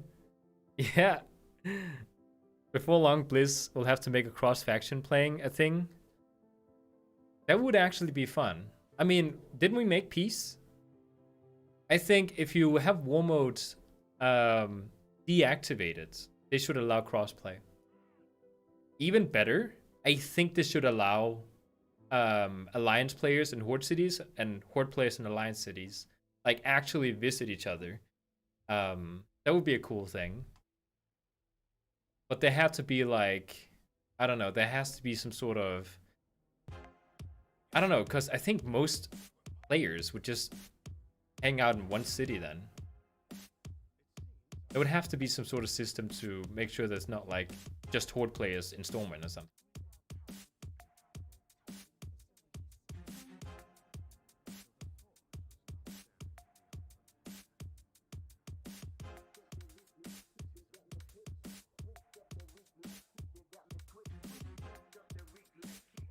That's what they're doing right now. They're giving this 30% extra bonus to everything if you play Alliance. Because, you know, even though there's more Alliance players on this server, like, no, even though there's more Alliance characters created on this server, the actual player count locked in right now playing Alliance versus Horde, there's actually more Horde players locked in, I think. I'm not entirely sure. But there's a reason why the balancing thing up here is the thing. Turn that off. Jeez. And no more horse mounts in Alliance? No more Vulpirus? Yeah, let's get some really awesome races. I hope we can end up playing like there was like way back when they just started data mining stuff. They data mined that we were able to play those 4 races in Shadowlands, like from the Covenants. Not as a sure thing, but they had it included into the game so that you could potentially do it at some point, which I think was awesome.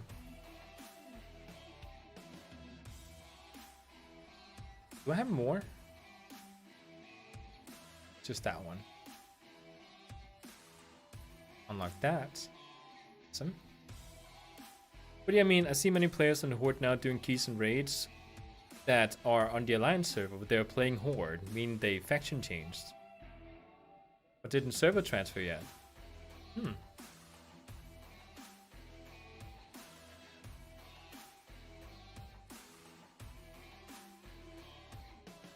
that's kind of good. Like, if there's a Alliance majority, it's good to see people switching over. Meet with Magni. Oh no, I have to do the Pandaria.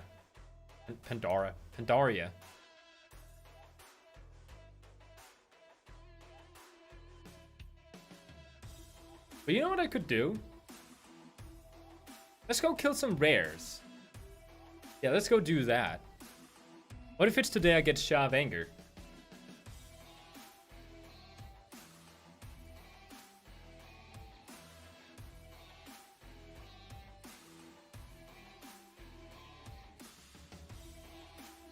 I really wish you could just change your Azerite traits depending on the spec. Oh! Of course! I have to kill this guy! Let's go kill this guy over here first, though. Getting a 445, that would be awesome. Jump start. A ring would be nice. But whenever I play an Alliance on Ravencrest Realm, I see a lot of people in Borealis. And my friend playing Alliance made a joke that all the Alliance players just sit AFK in Borealis, because there's nothing else to do. I think there's also a lot of people, if you take Wormwood off, that are role-playing there. Like Borealis, like if you just think for a second about like the role-play possibilities in Borealis, because of the, like just the way the city has been built. Borealis has the aesthetics that I wish Stormwind had. Stormwind looks vanilla and outdated. Borealis is modern. Much better for roleplay. And it's kind of unknown to a lot of people. Like there's a lot of like small alleyways and stuff that we just don't know about. So it's kind of like actually being in the city, which is cool. Like Stormwind, you just know everything. I have 480 item limit on my bags on my priest. We can go kill rares, but why? Mounts? Using a mount as feral to his heresy. Ha! Alk.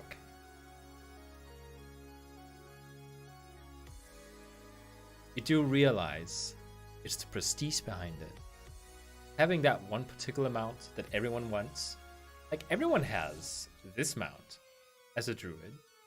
Oh, I just realized he has a necklace. Oh, and tack with the music. This is awesome.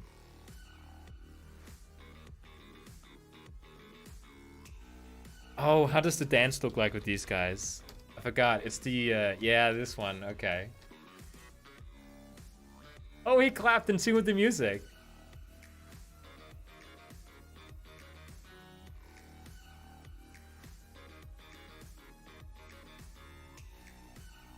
This is perfect. Look at that.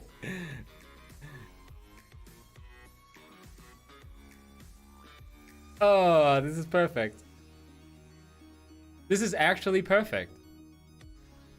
Did I mention it was perfect?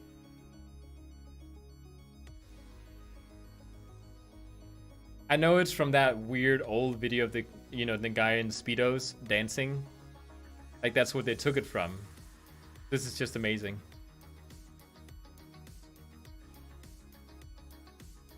I made you really like Kultiran Druid forms? Aha! Come over to the light side. Because, you know, the Horde being evil and all. Evil faction, evil monsters. It's good and evil. There's no gray areas in this game. It's just like evil, good.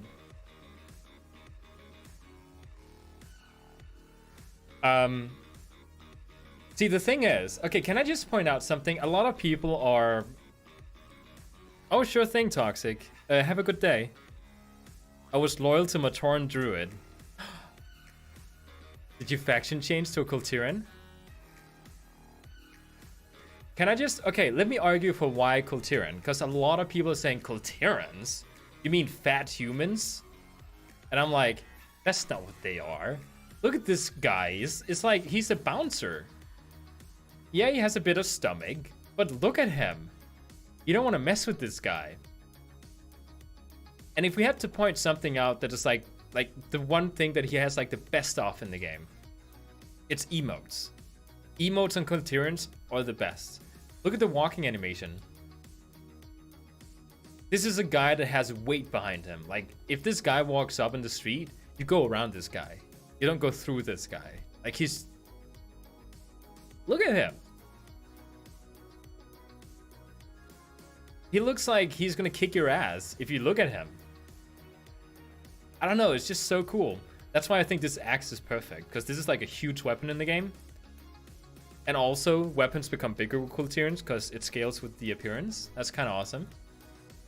And if you see like a slash laugh, look at this.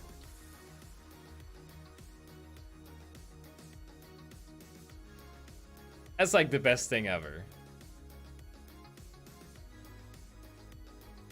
I just love how like the animation is just done perfect. He has so much weight behind his steps.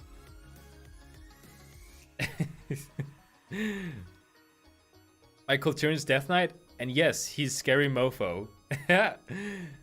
I could definitely see a Kultiran Death Knight being scary. Like walking up to you, like pulling out his sword, taking you up into the Darth Vader grip, and then or like pulling him to him and then do it. And just be like you know you're dead, pretty much. I might actually make a Kultiran Death Knight just for fun. Not gonna play all Kultiran characters. I like my human Death Knight, but just to see how it looks like. Yeah, the Druid forms, they look so Shadowlands. And the Drust, they are actually from like a Shadowlands related thing according to the lore, which is what I think is really awesome. This is actually, I don't know if you heard this.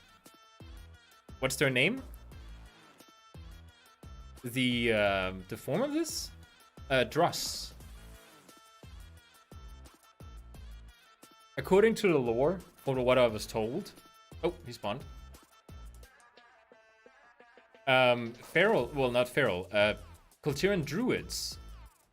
They aren't like other druids in the game. Like other druids are. I used the word tree hugger in a previous stream, and I kept using it to the point where it became very offensive. People who likes nature quite a bit, you know. Like that's what a druid is, right? Kultirans, they also like nature, but they do it in a different way. They kind of focus a little bit more on death is part of life, sort of thing. And the regular druids, like all the other ones, when they shapeshift into druid forms, they are actually borrowing the form from another animal somewhere. Like they put their essence inside another living animal and control it. That's what they're doing. Whereas the Kultiran ones, they get a carcass, like a dead animal, Then they transfer the spirit into it using necromancy magic, or like death magic, and use their nature druid magic to imbue this carcass with like leaves and tree to repair whatever might be broken on the carcass.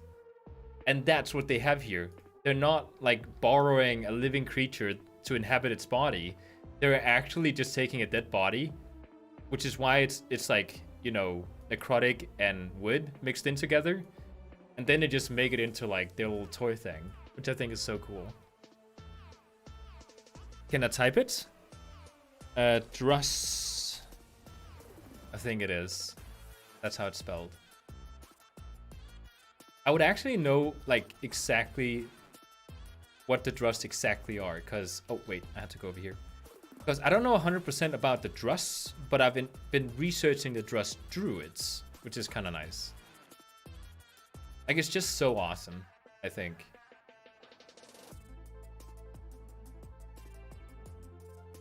Which is also why, like this little bird here, I like how small it is. There's a reason why I haven't used the Legion artifact appearance yet. Or not artifact appearance, class order hall appearance. Because this particular form here is so tiny that if you do world PvP, you can just kind of like, you know, get around. Not worry about being seen. Can hide in trees. Observe people. What's DPS? I don't really feel like tanking this thing.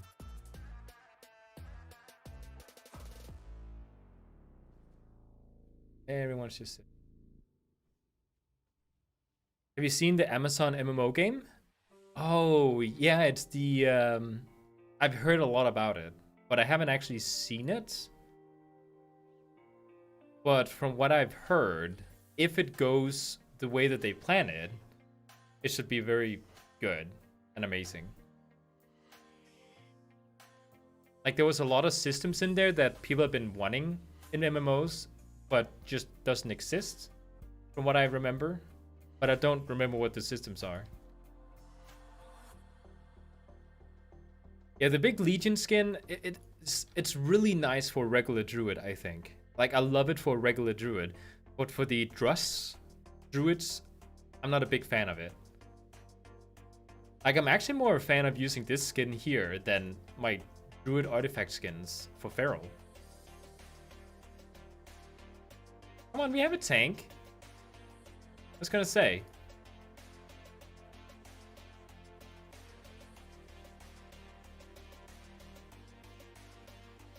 Yeah, New World. That's what it's called. Oh. Wait, where did he go? Did he reset the boss?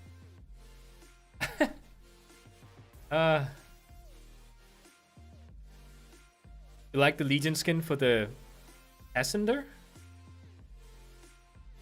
Oh, the passenger. Passenger. So when people jump on you? Oh, do you like it for like having an extra person on your back, you were saying? Yeah, me too. That is the only reason I would actually use the Legion skin for this particular Druid. Because being able to just like swoop down and pick somebody up is really nice. New World.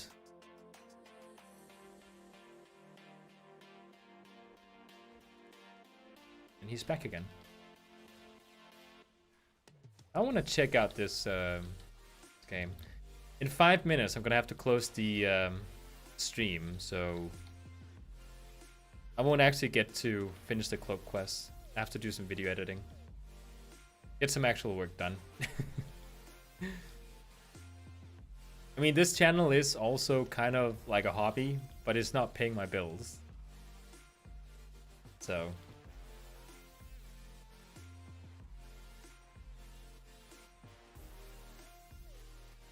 yeah, the high mountain bird form. I like the colors of it. It's very natural. I like the Gilnean and Kultiran, like the white and blue one. I like that one for the, like, it looks pure, like stars or something. Instant died. It looks pure, like stars and clouds. But I like the, like, color-wise, like the troll one is very vibrant, and I love the troll one. And then there's the Tauren ones. Don't die. I love those because they look natural. They don't look like they stick out. The opposite of trolls, basically. So they each have like their, like, if, whatever you're into.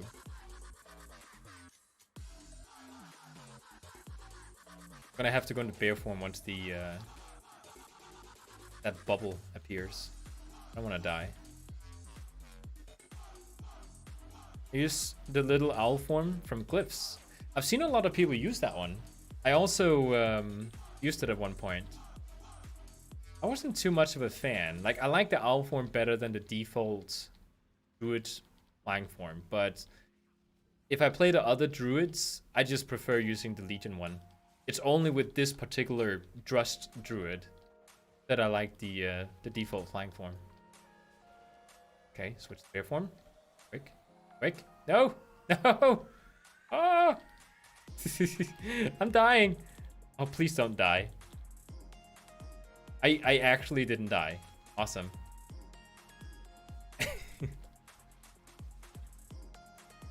Oh yeah, we can change them. Just go to the barber. Like, the whole reason I'm getting back to Druid is because of the fact that we can go to the barber and just pick whatever skin for whatever spec. It's amazing. Aw, no drop. Alts are awesome.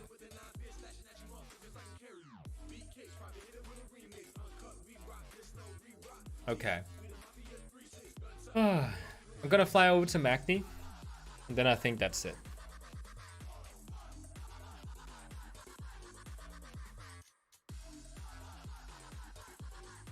All the way over there.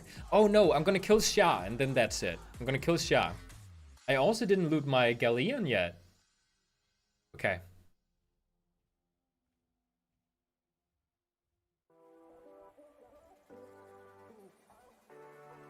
Ah, no mount.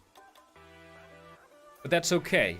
I don't want to spend all my luck on opening that thing and then getting unlucky for the Sha. Logic. Yeah, I'm gonna get this one. If I get it, I'm gonna make my fiance jealous, because this is the one mount he's been farming for a long time. Yeah, take care. I'll do this one thing and then I'll end the stream. It might spawn in 15 minutes, who knows? So, you know, once it spawned and I killed it and I opened the thing, I'll end the stream. Imagine missing out on me getting that mount if you leave early. That wouldn't be fun. See what I'm doing? Making people stay.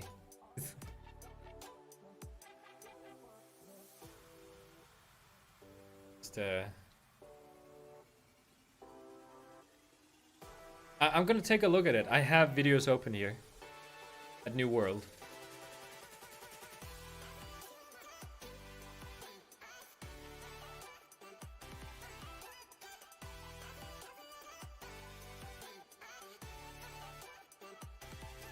It's fun.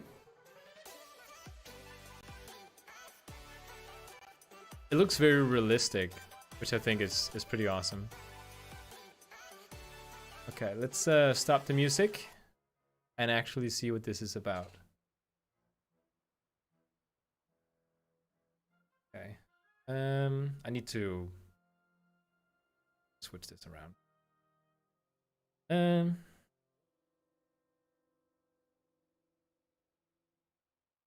A bit like Dark Souls. That's why I was caught by it, I think. Recently, it was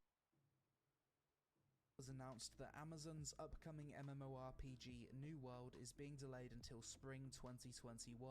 Initially, the game was set for a May 2020 release, which was Rip. then pushed back to August. So as you can imagine, many people who were looking forward to getting that new MMO feeling this year are feeling a bit disappointed. In this video I want to talk about my current thoughts on New World as a whole, and why the delay is the best possible thing they could have done for the game, as someone who's spent hundreds of hours playing the game's alpha. I'm also going to talk about what I think New World needs to change and add to the game to be successful. But before we jump into it, this video is brought to you by Instant Gaming, which is a great place to compare video game prices across multiple different platforms, such as Steam, PlayStation, There you Xbox, go. and so on, allowing you to buy games for the Trying to lowest fit it in. possible price via game keyword selling. Every month, Instant Gaming has a giveaway via my link in the description, where you have the chance to win a game of your choice. So if you're a broke That- boy and yeah, want to that save works. some money and win a free game, click my link in the description below. So a lot has changed since the last time I covered New World at the start of 2020.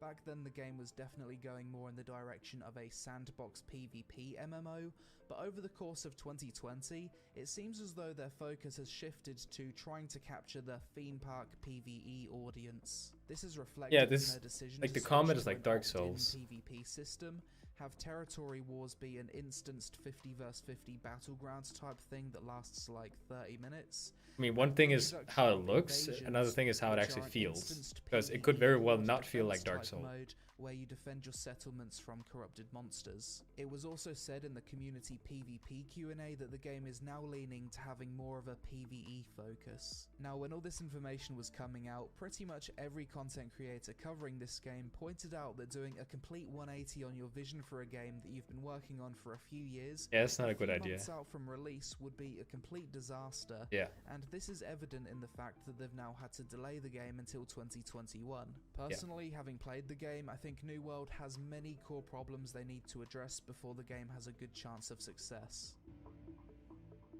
It's like when you're trying to build up a game from scratch, like you need, like some people, when they have a game idea, like indie developers, they just get started on the game. Like they have like a half-assed sort of finished plan for what this thing is going to be. Maybe like one cool mechanic in their head, and then they just get started making it. And then they have like a half game, and then they don't know the rest of it, so they just try to make things up on the spot, and it turns out bad. It's even worse when you have one like spot-on concept for a game, and then you just do a 180 and just change the whole like purpose of it. It's like the core foundation of the game is just like not built for that particular purpose. Okay, morning now. It looks interesting. It looks very good. I love the aesthetics. It's it's like our world back in the, I don't know how long ago that is, 1600s, 1500s. I don't know how far back that is. Mixed in with fantasy. Kind of awesome. Come on. Give me the mount. Give me the mount. Come on, guys. Give me the mount.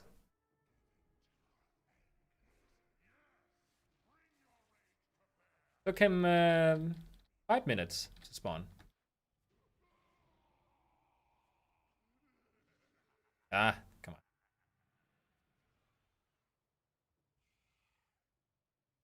I know exactly where we're going to get this mount. Go to the top of the mountain. Open it. I'm going to reveal it to the world. The mount, I mean. Ashes of Creation is a really nice new one, but a long way off yet. That's the one I've seen. Like, I've actually seen Ashes of Creation, like the developer commentary and stuff. I don't know. It feels like when I look at it, it looks indie. It doesn't look AAA, which can be a good thing, which means that people are actually passionate about making it the right way. Okay.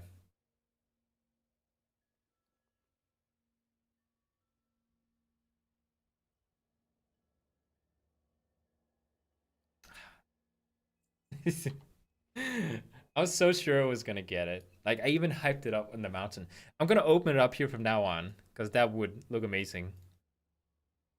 Ah, I didn't get it. Aha, I'm a druid. Okay. Thanks so much for sticking with this mount here that I didn't get. I'm gonna go ahead and end the stream here, because I seriously need to get started some videos. It's been a week since I uploaded to the other channel. So. Oh, really? Funded by one guy. Passionate project. Good luck, people are saying. I did open it already. Delay and everything. But thank you, JHC. I'm yelling at you on your first comment. Yeah. Thank you so much for watching. I'm probably gonna let the stream just run for a little bit because YouTube has clearly an issue catching up to things. So once I do this, I'll close the stream